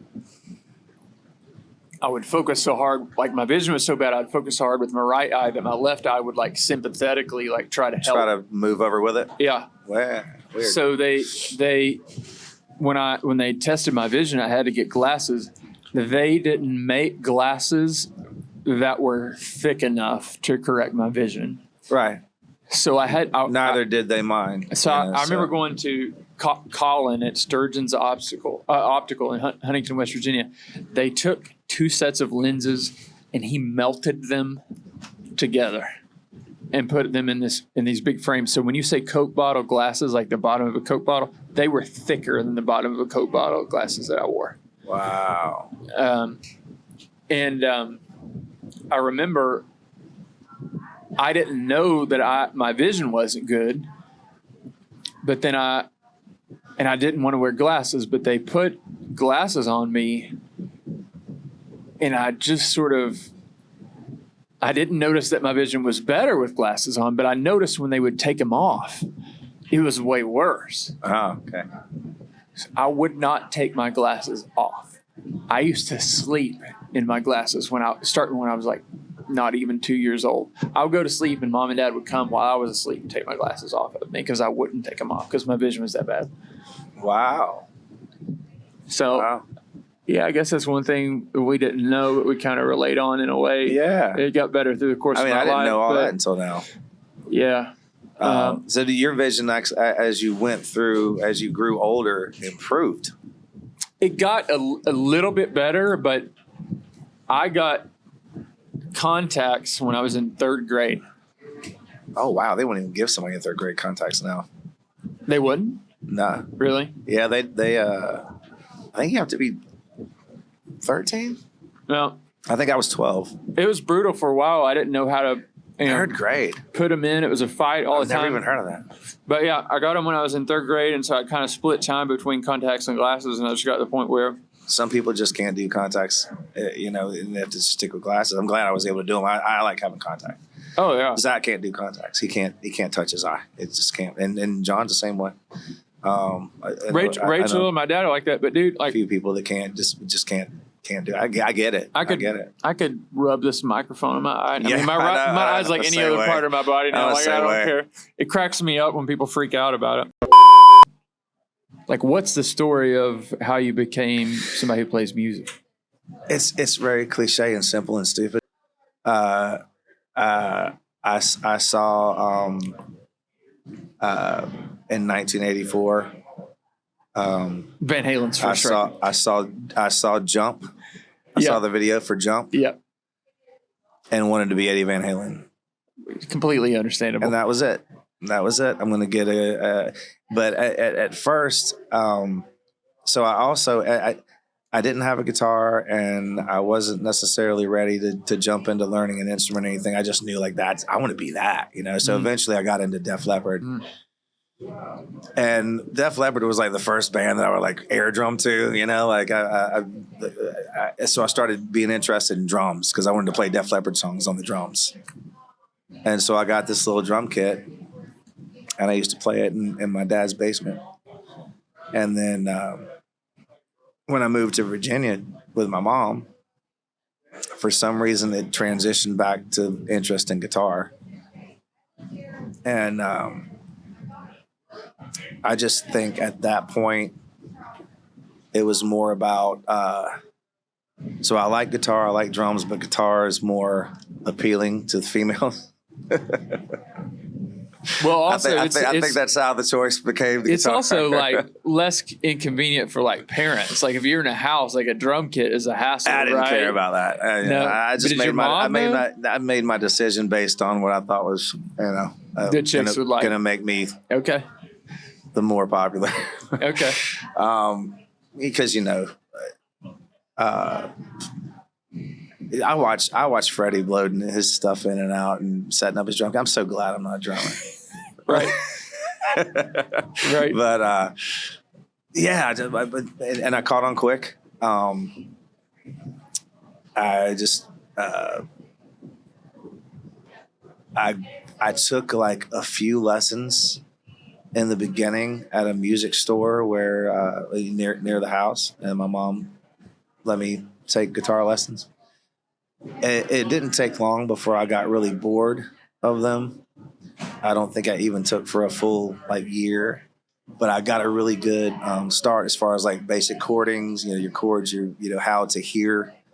And he was teaching, some theory and some note reading and stuff too. But I was really interested in just hearing the sounds of the chords and matching them to the songs I liked and learning those songs.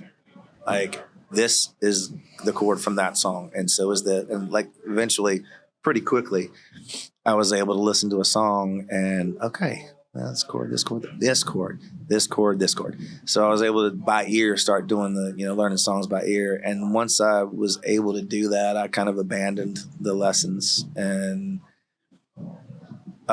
just started learning songs by ear and jamming with guys in high school and stuff. And we'd learn songs and play them. And I think my first gig was at a skating rink in Virginia with some, it was a high school band, it was me and some guys in high school. It started to be fun when I was able to learn what I wanted to learn and by ear. But at the same time, I look back on it now and I'm like, man, I could have been so much better if I'd have stuck with those lessons, if I'd have stuck with like learning theory and learning like note reading. But then, of course, with my eyes, that got in the way of like the note reading. That was a big pain in the butt for me because having to look at something and then and my eyes be the catalyst for what that didn't work. That didn't work for me because I wasn't able to quickly like look at something unless it was like right in front of my face. I wasn't able to like open a book, look at it and play it. And it was like, oh, I can't see that. What is that? And I had to pull my face closer to it was just it was an inconvenience to learn note reading for me because note reading involves looking at something. Mm. So I bypassed that, even though today, like, looking back, there's a lot of stuff that has to do with like what I could have been taught with lessons that I would love to learn and love to know. Man, I think I'm actually going to disagree with you about this. Okay, how so? I was always a very like cerebral kid, in the sense that, okay, so being intellectual is not the same thing as being smart, right? So like IQ is more about your cognitive horsepower, right? Intellectual, it has more to do with focused on the area of your brain that's able to model things and imagine things and play with ideas in your mind without it's not the same thing as the ability to like figure things out, right? So as a person who I've only figured out in the last couple of years that I'm ADHD, I've always been very sort of intellect focused. And that was my tool. It was how I got good grades in school. It was how I would relate to people. It was how I would make people like you think I was smart. And I learned a few chords on the guitar from my Uncle John and from Bobby Cyrus. And I thought that, like anything like schoolwork, I thought that the next step for me in order to be able to progress would be to, buy guitar books and dig into like scales and modes and more advanced chords and stuff, right? So you read the books and then you play the patterns, right? But like music is more about the experience of it and hearing the tensions and how you participate in it and all of the language that surrounds it, like the scales and the modes and even the sheet music, those are just attempts to use words and ink on a page to describe something that's happening audibly over the course of time.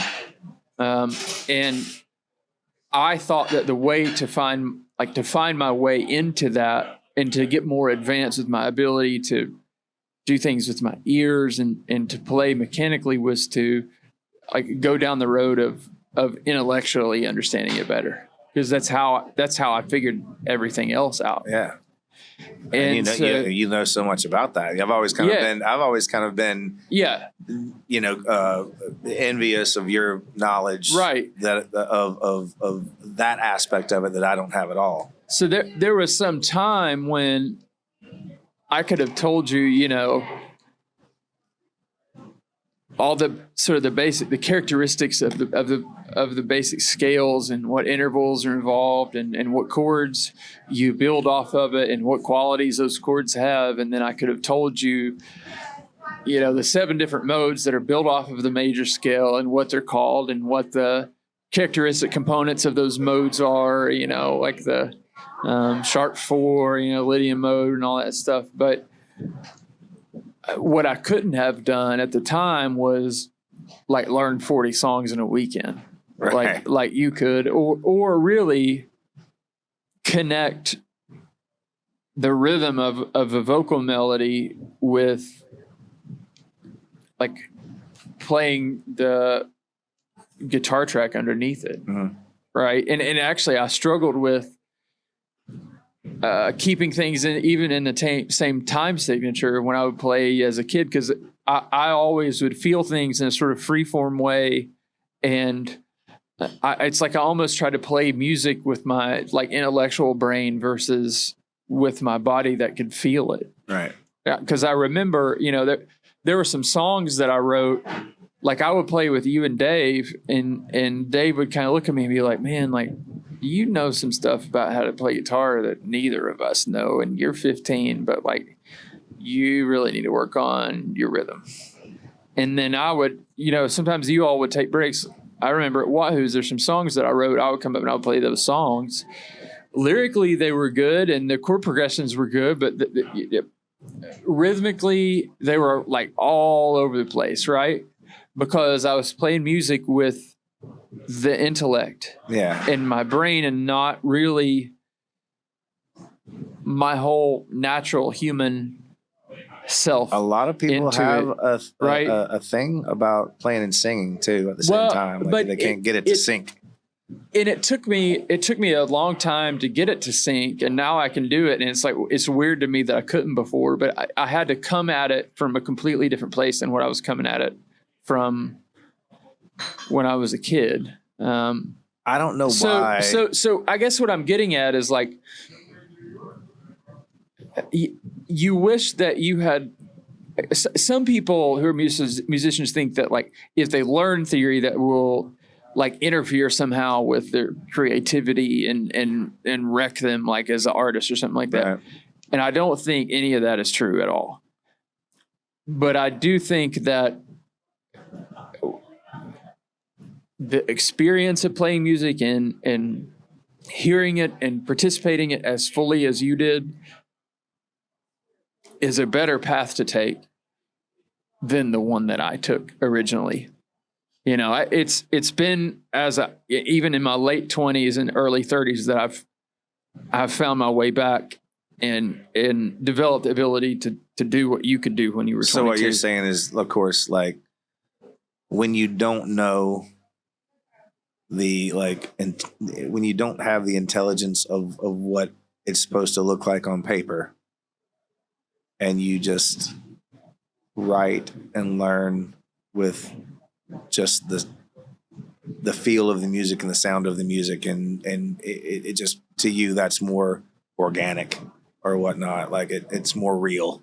Well, it's closer to what music really is. Like all of the text stuff and the analytical sort of intellectual side of it, those are all just attempts to give English words and concepts to something that is fundamentally more of a reality experientially and in the way that you participate. I totally get what you're saying. I think the reason that I think the way I do about it is because I think we're never as good as we want to be, and we're never and we're always trying to figure out how to be better. And no matter how long we've been doing it,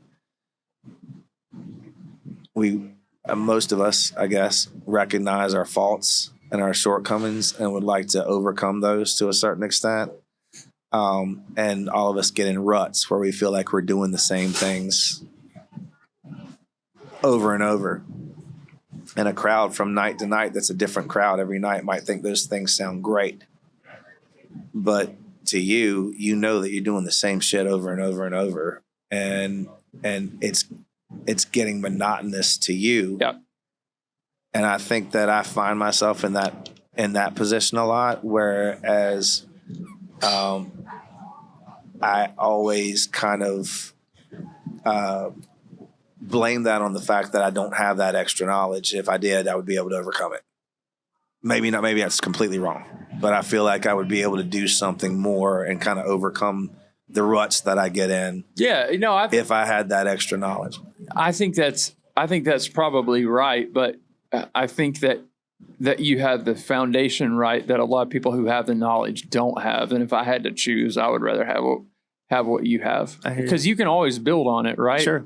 You don't have the foundation. Sure. It's a lot to backfill. That's when you just kind of go out of your comfort zone and go out of the box and mess up on things a few times until you get it right. And then you figured it out. Then you figured out the next, okay, this didn't work. This didn't work. That worked. And I've never done that before. So add that to the repertoire, and that's kind of what I've done.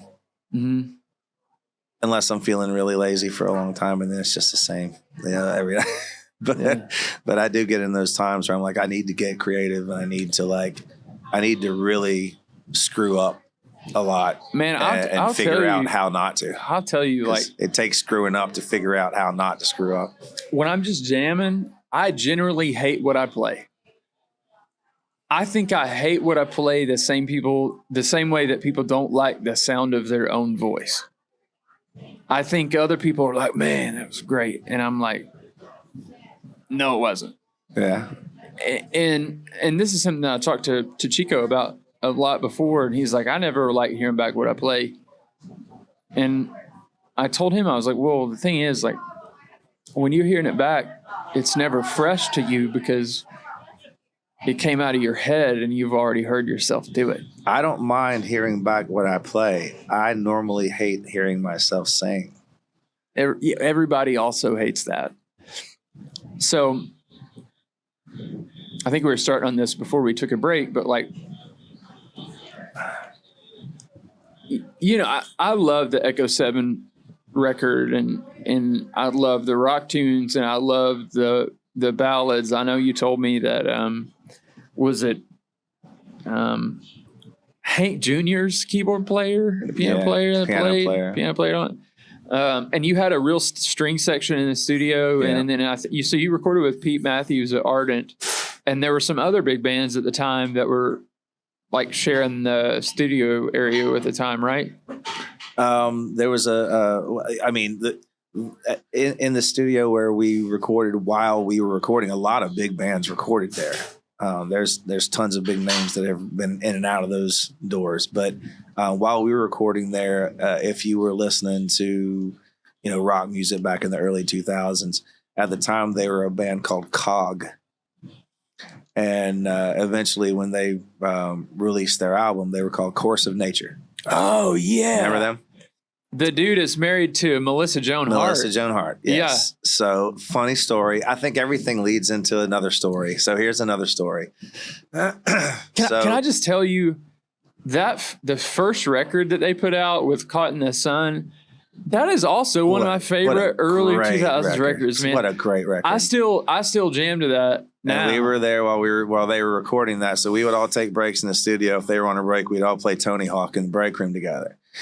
And so, we were all going through the same thing. We were all doing the same thing, had the same dreams, had the same. We're in the same process, the recording process. We're all in this at the same time, and just really bonded in the studio. When we would see them in passing or on breaks or whatnot, super cool dudes, super cool. And so time passes, and they put out Caught in the Sun, their Course of Nature now. This whole thing happens with them, and they come to Charleston, and they're playing the Music Farm, and they call us and say, hey, you guys want to come out and play with us at the Music Farm? So it goes back to your story about, can I run merch? You got to sell merch for you or whatever? Yeah. So we go to the Music Farm to play with Course of Nature. I'm like, dude, I was so proud of them. And they were such cool guys. I was so happy. I called them to congratulate them when their song was like number 1 on the VH1 countdown or whatever. I saw it, and I immediately called them. I was like, congratulations. So we get there, and one of the guys that wasn't supposed to be running the merch was standing there with the merch. He was like, I don't do this. I'm supposed to be doing something else. Tanya's like, I'll run merch.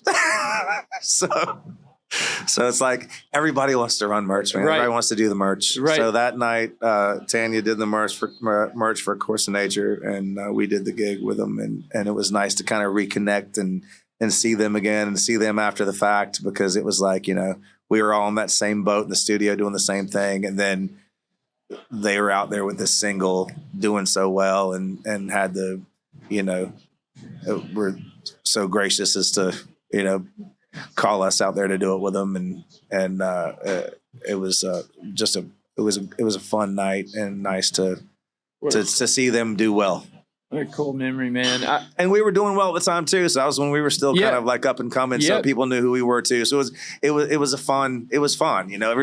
People knew us both, but they had the big single, you know. It was like, but it was really cool to see how things had evolved, because it had been a little while since last time we spoke with them or whatnot, you know, or we're in the same room with them anyway. People from home knew you guys too, especially leading up to the Ritter Park show where we met, because Eric was playing. Paul Oslin was the guy's name. Oz. You had Eric on the X and Oz on the X. It was Paul Oslin. So his name was Paul. It was Paul. Not allegedly. But he went by Oz. They were playing One Step Away. One Step Away was the single, and they were playing that a lot on the radio leading up to the Ritter Park show. Really? Oh, yeah. Okay. Yeah. I always wondered where we actually got the airplay, because that was like, I knew we were getting spins nationwide, but then there was always those, like, we would show up in a town that was supposed to have added the single, and we get the list every week of which radio stations added the single, and we'd be rolling into a town. Are they on the list? What radio station? Let's see if we can catch our song. And a lot of times we'd listen for hours and it would never come on, and it would be so like disappointing, you know. Like I heard it all the time. But then there were like markets where they played it all the time, and we played this huge place in Mississippi. I'll never forget it, and it was a couple weeks after the album came out, and it was like one of the only times I had a real moment with this, and I'll never forget it. We were in Mississippi. Can't remember the name of the place, but we were playing with Finger 11, and I think Cold had joined the tour at that point, I believe. Either way, we opened the show, and from the moment I started singing, everybody in the crowd was singing. I saw them mouthing all the words, and I was like, that's it. This moment is the moment that I've been trying to get to. Like, that was it. Like, I looked out there and I saw that, and I was like, this is the moment that I've been waiting for. And it's, you know, it's only going to get better from here. Right. So, but it didn't matter whether it got better or not. Like, I'll never, ever forget walking out there and busting into that first song. That wasn't even the single, by the way. It was, you know, we'd open the show with Standing in Between. Right. Yeah. You always open Standing in Between. And I almost couldn't sing. Like, I almost can't even talk about it. Like it like gets me like emotional. But like, I'll never forget looking out there and seeing everybody singing the words. And I was like, are they singing? It took me a second. I was like, are they singing the words? We're in Mississippi. Are they singing the words of the song? And they were singing the words to the song, and to all the song. And I was like, holy crap, this is the moment I've been waiting for, whether it be in front of 100,000 people or 50,000 people or 30 people. Like, I looked out into a crowd of people that didn't know me, in a place I've never been, in a state I've never been to, and people knew the record. And that was so cool. I have no idea the point I was trying to make with all that and how it started. Well, it's okay. I really think, I really think going somewhere that you're not from with people that you don't know like sharing that stuff that came from inside your heart and inside your head, and all those other people singing it and kind of saying, me too. What were we talking about that led to that? You were saying something. I think that's one of the coolest experiences that a person can have. I think it's one cool experiences anybody can have on Earth. I almost had to like stop singing at all. I almost was like, I can't even perform now. I'm like looking at this and I didn't know if I could keep going for a second there. So I was just saying that they were playing One Step Away a lot on 106.3. Okay, yeah. So I was, So that was the point. I was trying to figure out where they were playing, where they weren't, and then we went to Mississippi. I never thought that should have been the single.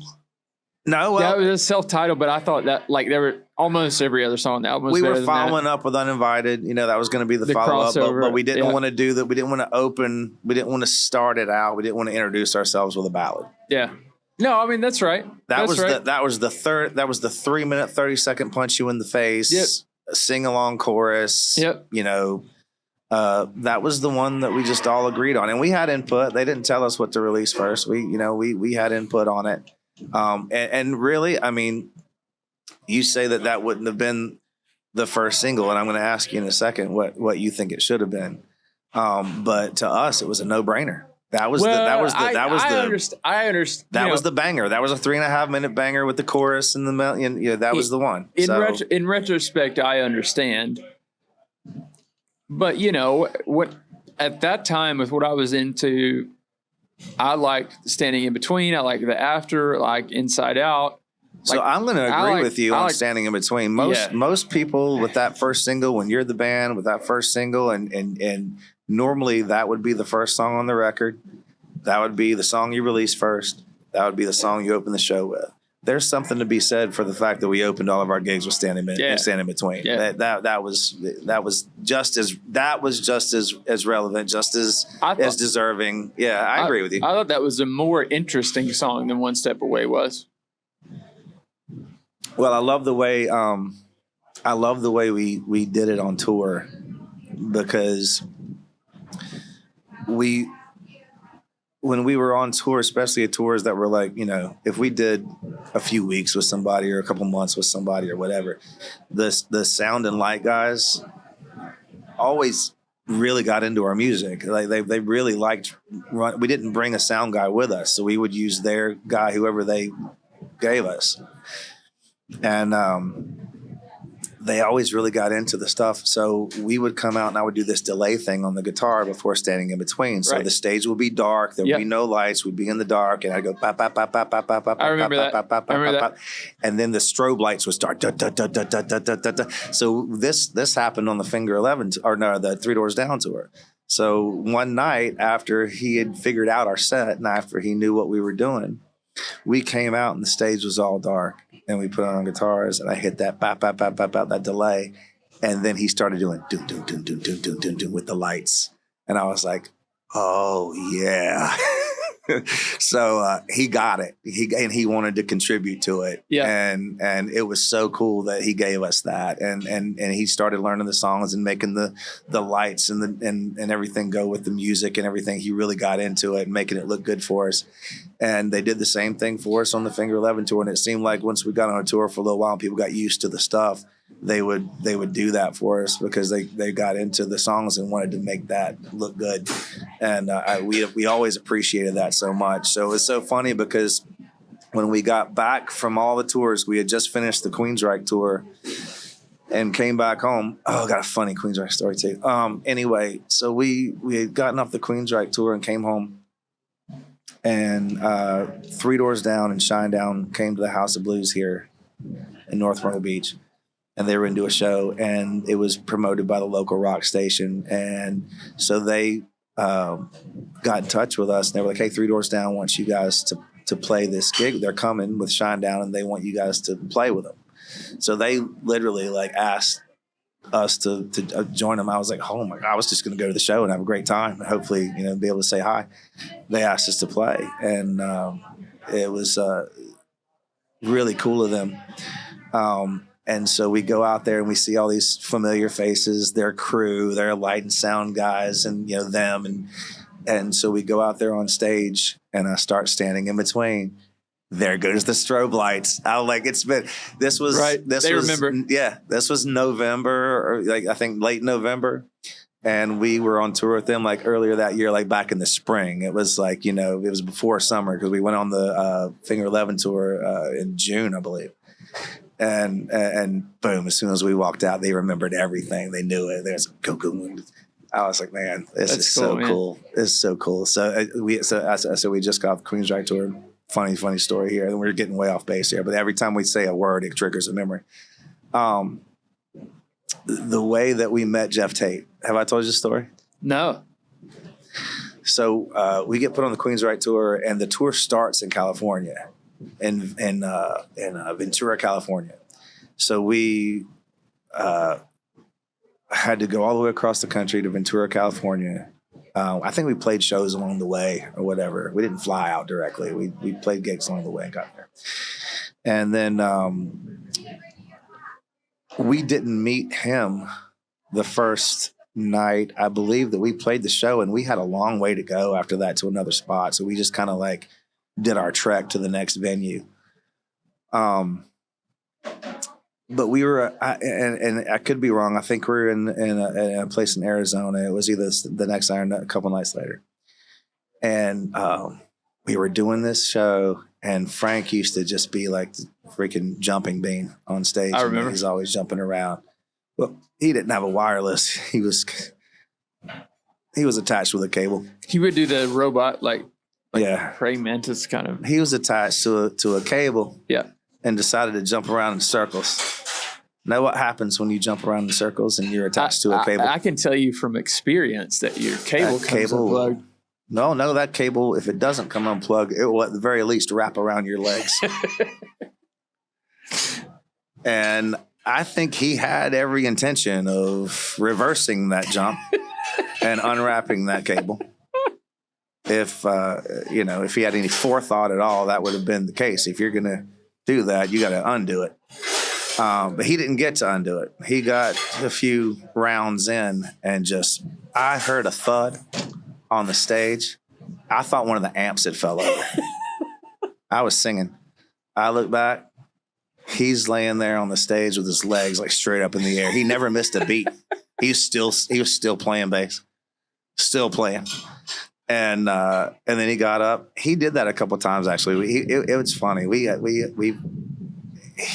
He had a small, not a big history, a small history of some pretty good tumbles on stage because of his antics. But he always like made it work. It was always fun, And so.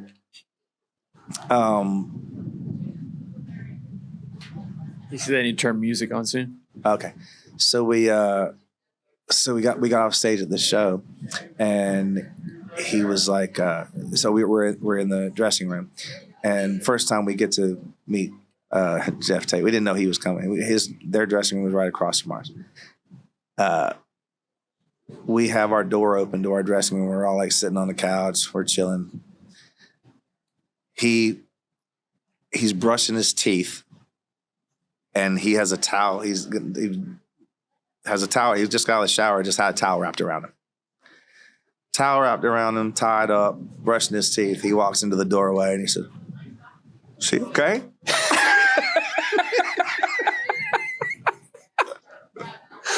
That's no, hi, I'm Jeff. You guys did great. Nice to meet you guys.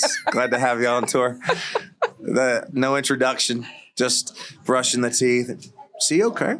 That's awesome. And then, they were super nice to us too. My highlight of the gig was my amp went out three gigs before the tour was over. So before the tour was over, I had some sort of electrical issue with my amplifier, and I'm stuck here with like 3 gigs left on tour and wasn't able to. What am I going to do? I can't buy a new amp right now. Michael Welton was kind enough to let me use his rig for the last 3 shows of the tour. Oh, that's cool. So I think my whole claim to fame of ever being a musician was the fact that I got to play through Michael Welton's amp rig. And you made Dave Grohl 10 minutes late. That too, yeah, okay, that's right, yeah, those 2 things. So we need to wrap up pretty soon. It's actually 1:15. He's saying he turns the music on. So we can keep going after they turn the music on. I can just tune it out, whatever. Yeah. But so 2020 happens. We're down here on vacation. Years have gone by when you've written some stuff and you've said, we want to get in the studio, and you never have found time to do it. So I'm down here, and you play me this song that you had just written, and the song was called Ghost Town. And I gotta tell you, at that time, I feel like every musician that I knew was writing pandemic songs. Right. Yeah. Well, of course. I thought that was the best pandemic song that I'd heard because we write about our experiences. Well, right? I mean, that was everyone's experience. Everyone's shared experience was all that weirdness. So it's like. So the other thing too is like, I think the best songs take something, and the best art really takes something that's really, really familiar, almost to the point that it's cliche. Yeah. And then puts an interesting spin on it and a new take on it in a way that takes something super familiar and makes it interesting. Yeah. And I felt like that's really what you did with the words Ghost Town. Like everybody's heard, people talk about ghost towns, and the way that you connected that to what was happening in the pandemic, I thought was really fresh and really cool. And I thought that was the best thing that you'd written since Echo 7.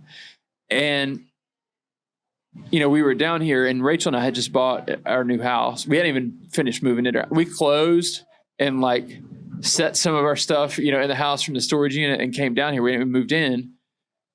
And you played that for me, and I was like, you have to record that. And you're like, yeah, well, sometime, maybe in the fall, sometime. I'm like, okay, when's your next gig? And you were like, actually, I play Sunday, and then I'm off till Thursday. And I was like, what's your Sunday gig? And you're like, you play Hard Rock, Broadway. I was like, so here's what's going to happen. Saturday. We left on Saturday. Yeah. No. Because I never play on Sunday, so I know it wasn't Sunday. Yeah, so I didn't know what day it was. So you were like, I play the Hard Rock. So you were playing with Pale Horse with Frank. Saturday. That was a Saturday night. And so I said, well, here's what's going to happen. Yeah. We're going to leave from your gig at the Hard Rock, and we're going to drive to Lexington. I don't care what time you have to leave, and we're going to record that song, and I'm going to get you back here before you first your next gig.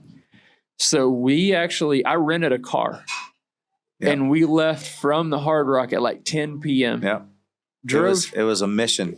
Drove to my house I hadn't even moved into, and we tracked Ghost Town. You sang in a studio that wasn't a studio. It wasn't a studio yet. So I had the interface. The room wasn't treated. I didn't really know what I was doing. I just wanted to get this recorded, and we tracked your guitar through the piezo because I thought that would be simpler, and I didn't have a room that I could treat. And we produced the heck out of your vocals. Just getting them tracked the way we wanted them tracked.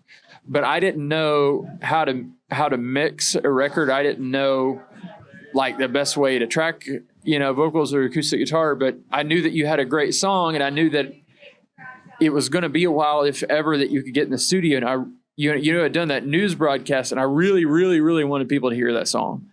So we tracked it, and then I spent the next so then we had Phil come in and play his parts, of course. And then I spent the next 3 or 4 months trying to figure out how to make that song sound like something that you play on the radio. Yeah. And I was never happy with the sound of that acoustic track that you had tracked with, through the pickup with the guitar plugged in. And eventually I figured out a much simpler acoustic mic'd part that I could play. And it was I don't know if you, when you were a kid, you hear the story of how the Native Americans, walking through the forest, they would put each other's feet as feet and each other's tracks. So people couldn't tell that there was several of them. Yeah. That was how carefully I had to fit the acoustic track into your piezo track. And the reason I was doing that is just because I wanted to bring some of the ambience of the room and some of that natural acoustic sound into it. But it all had to fit together like it was one piece. But it all had to fit together like it's one piece. And I really wanted the pulse and the feel of it to be, your part. I didn't want to change the song. I just wanted to change the environment. So over time, I ended up getting that tracked, and Phil got, his Nashville string part tracked and his mandolin parts tracked. And I learned how to mix a record. I learned how to track those parts through the process of recording that song. And it's hilarious because it's like, it was one acoustic song with your vocal and your harmonies. I think I probably ended up with more than 30 tracks on that song. And then there were like mix buses that like there were sins and there were like layers. And then there was like my own like mastering on it.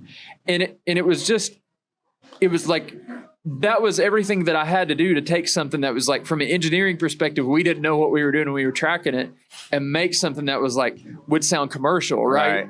And so, you know, I eventually got that mastered, got the video made, and it was such a huge freaking highlight to me to have played on that and to record it with you and to have mixed it and to made that video when it was, I thought, the coolest thing that you've done since Echo 7. And I'll tell you, another highlight for me was, you know, one of the other early 2000s bands that I absolutely love, and I know you toured with, was a band called Double Drive. Yeah. And a couple of those guys I had just randomly connected with on Facebook, and I sent Troy McClawhorn, who had been in Finger 11, filled in for Korn, I believe. He was in Evanescence, right? I think he's still in Evanescence. Yeah. And he freaking loved that song. He posted on his Facebook. He posted that song on his Facebook, and man, that was that was a highlight for me in my life. Did you see there for a little bit?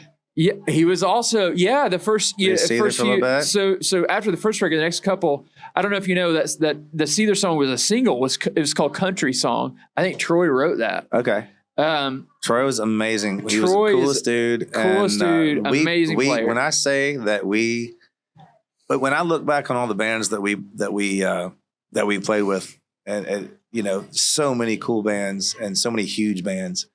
But when I think back on the band that we probably just connected with the most, like as buddies and partied with all the time the most, it was Double Drive. Man, we had so much fun with those guys. They're so cool. Both of those records are great, and you could just tell those are great guys. I love Donnie's voice. I love Troy's guitar playing. Mike was a great drummer.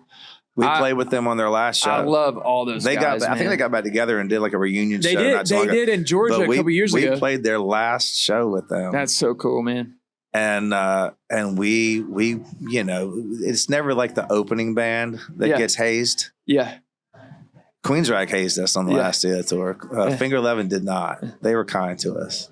Queensryche hazed the crap out of us on the last show of the tour. It was funny, but the opening band isn't allowed to haze.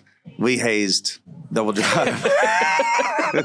It was Silly String, and we brought out like a bucket of ice and was like pouring it down the back of their jeans while they're playing. What's cool about ridiculous being a part of that story, man, is I think you all and Raw and Double Drive were the post grunge, that early 2000 sound in the way that was the most actually artistic and not cookie cutter. You all like Echo 7, Double Drive, Raw. I'm just gonna say were my three favorite bands from that time. Of course, nice. Chevelle too, right? Yeah, oh yeah. But it's very cool that you all got to be part of that history together. And we've done a couple songs since then. We did Walls, and then people don't know yet, we tracked acoustic track in 2020. I guess it was 2021 now. We did Don't Know Why. All right. Which was you did that over my birthday. Yeah. And that's the first track that your wife Tan has ever gotten to sing on in the studio. So not everybody knows that Caitlin sang on Ghost Town. Caitlin was the ghost on Ghost Town. She was the ghost on Ghost Town. And, I thought we would get Don't Know Why out quickly. But, regular listeners of my podcast know that, I had a major surgery in the early part of 2021. And then the last part of 2021, I had a catastrophe with a pharmaceutical drug that I was given that lasted 9 months before I became somewhat of a normal person again. Right. And I'm going to keep telling that story. It was a journey. But not today. And then I got very, very busy with real estate. And eventually, a guy who I consider really a dear friend now, and Don Rogers, who is a fiddle player to every big, country and bluegrass band in Kentucky, who's just like, listen to a record that's come out in the last 3 or 4 years that's a good country record from Kentucky, and Don Rogers played on it. He is probably on it. Yeah. Like Nick Jamerson, Local Honeys. He's a fantastic songwriter in its own right. And then, of course, my buddy Eric, the Marble Creek Rangers, he plays with them all the time. And he's just a freaking A+ dude and a legend of a fiddle player. Somehow we convinced him to come in and play on the track. And, you know, you and I are both kind of ridiculous as producers as far as how particular we are and what we want things to sound like. And, you know, we were asking Don to play, you know, Don is a fiddle player, and we were asking him to play violin. Kind of. It was cross. It was a hybrid. It was kind of a but he was fiddle violin hybrid we needed there. He was such a good sport. He was great. And did exactly what we asked him to do. Very patient, and he got it. And yeah. You know, we were like, no, do it this way. Right. And he totally did it. And knocked it out of the freaking park, man. And I'm really proud of this tune. And I hate that life has been, you know, what it has been, such that it's taken so long. But it was meant to be. It was meant to be. Do you remember? I do. You know, you lost your dad earlier this year, and listened to the lyrics of the song. It feels like something that was written about this particular time. Yeah. In your life. So we had the picture for the single was an old burnt truck that was abandoned in Gatlinburg, right? So it was we go to Gatlinburg a couple times a year. We vacation there, and there's still like just ruined, you know, stuff that you can find there from the fires and abandoned cars and burnt down houses and stuff. And so I found this really old abandoned, you know, burnt truck from the fire. Took a picture of it. It's really cool. Visual, and we made that the visual, made the picture for the single. That's what it was going to be. Well, you know, all this time passes, and you're having, you know, issues with things, and we haven't put out the single, we haven't put out. And then I wake up one day, and I'm looking for the picture of the truck, and I'm scrolling through my phone, and I'm like, "Where's that picture?" You know, we're getting close to time where we're revisiting the song now, and time to release it. So I'm scrolling through trying to find the picture of the truck, and I find pictures of my dad's Buick.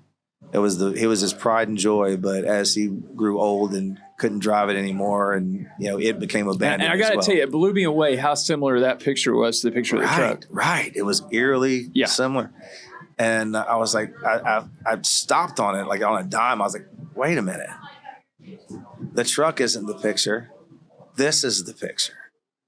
And then that triggered a whole nother slew of thought process going on in my head, because I started thinking of the lyrics of the song.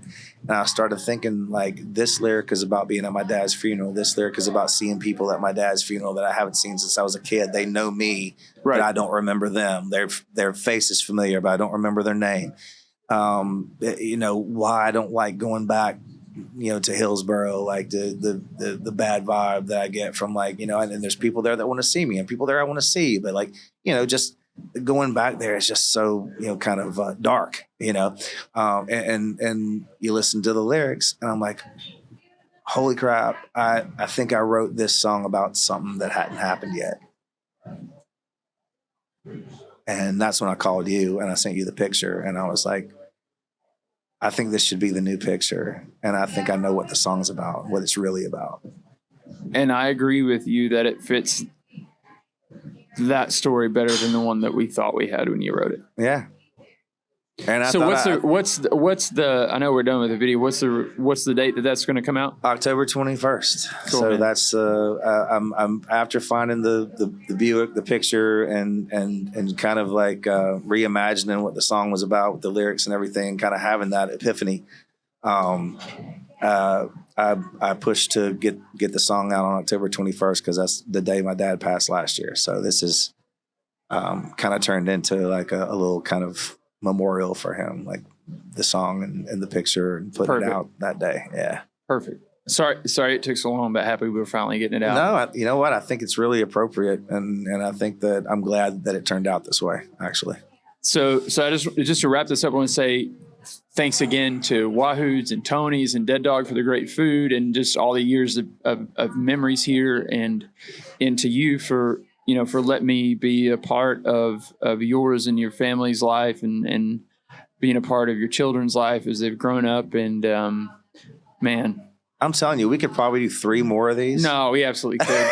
We absolutely could, but we this one was a long time coming. We got to wrap it up. Yeah, so we're gonna wrap this thing. But this was a long time. I've been looking forward to this for so long, and this has been something that we've needed to do for a long time. Yep. And I'm glad that you were able to kind of spur of the moment, make it up here, and make it happen. Absolutely, man. And you know, your family is my family, and vice versa. And I love you. I'm glad we got this going. See you, man. Yep. See it. Did you leave me here to die amongst my friends? Did you leave me here for comfort now and then? Did you open up to let them swallow you whole? Did you leave me here? 'Cause this is one fine mess I've made. There's plenty more from where it came. And when I've had enough to drink, I'll see if things still look the same. And when it washes over me, I'll try my best to make believe that I'm the same man underneath.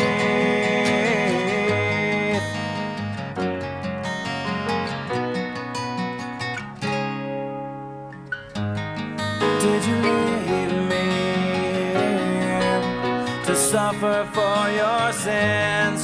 Did you leave me here with a promise to repent? Did you lie awake while the walls were closing in? Did you leave me here?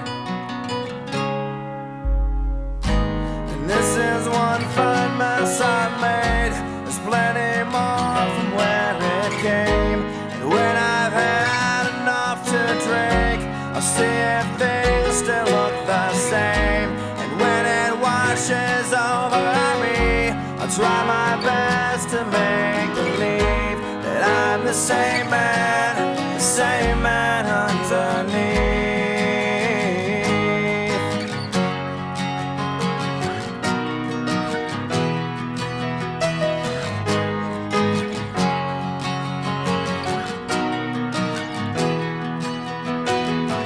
And I'm so cold, undecided.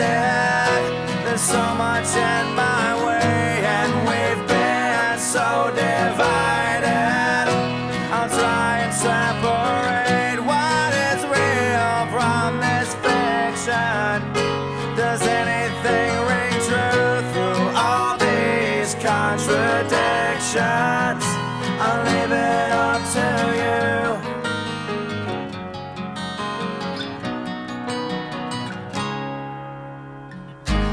This is one fine mess I've made. There's plenty more from where it came. And when I've had enough to drink, I'll see if things still look the same.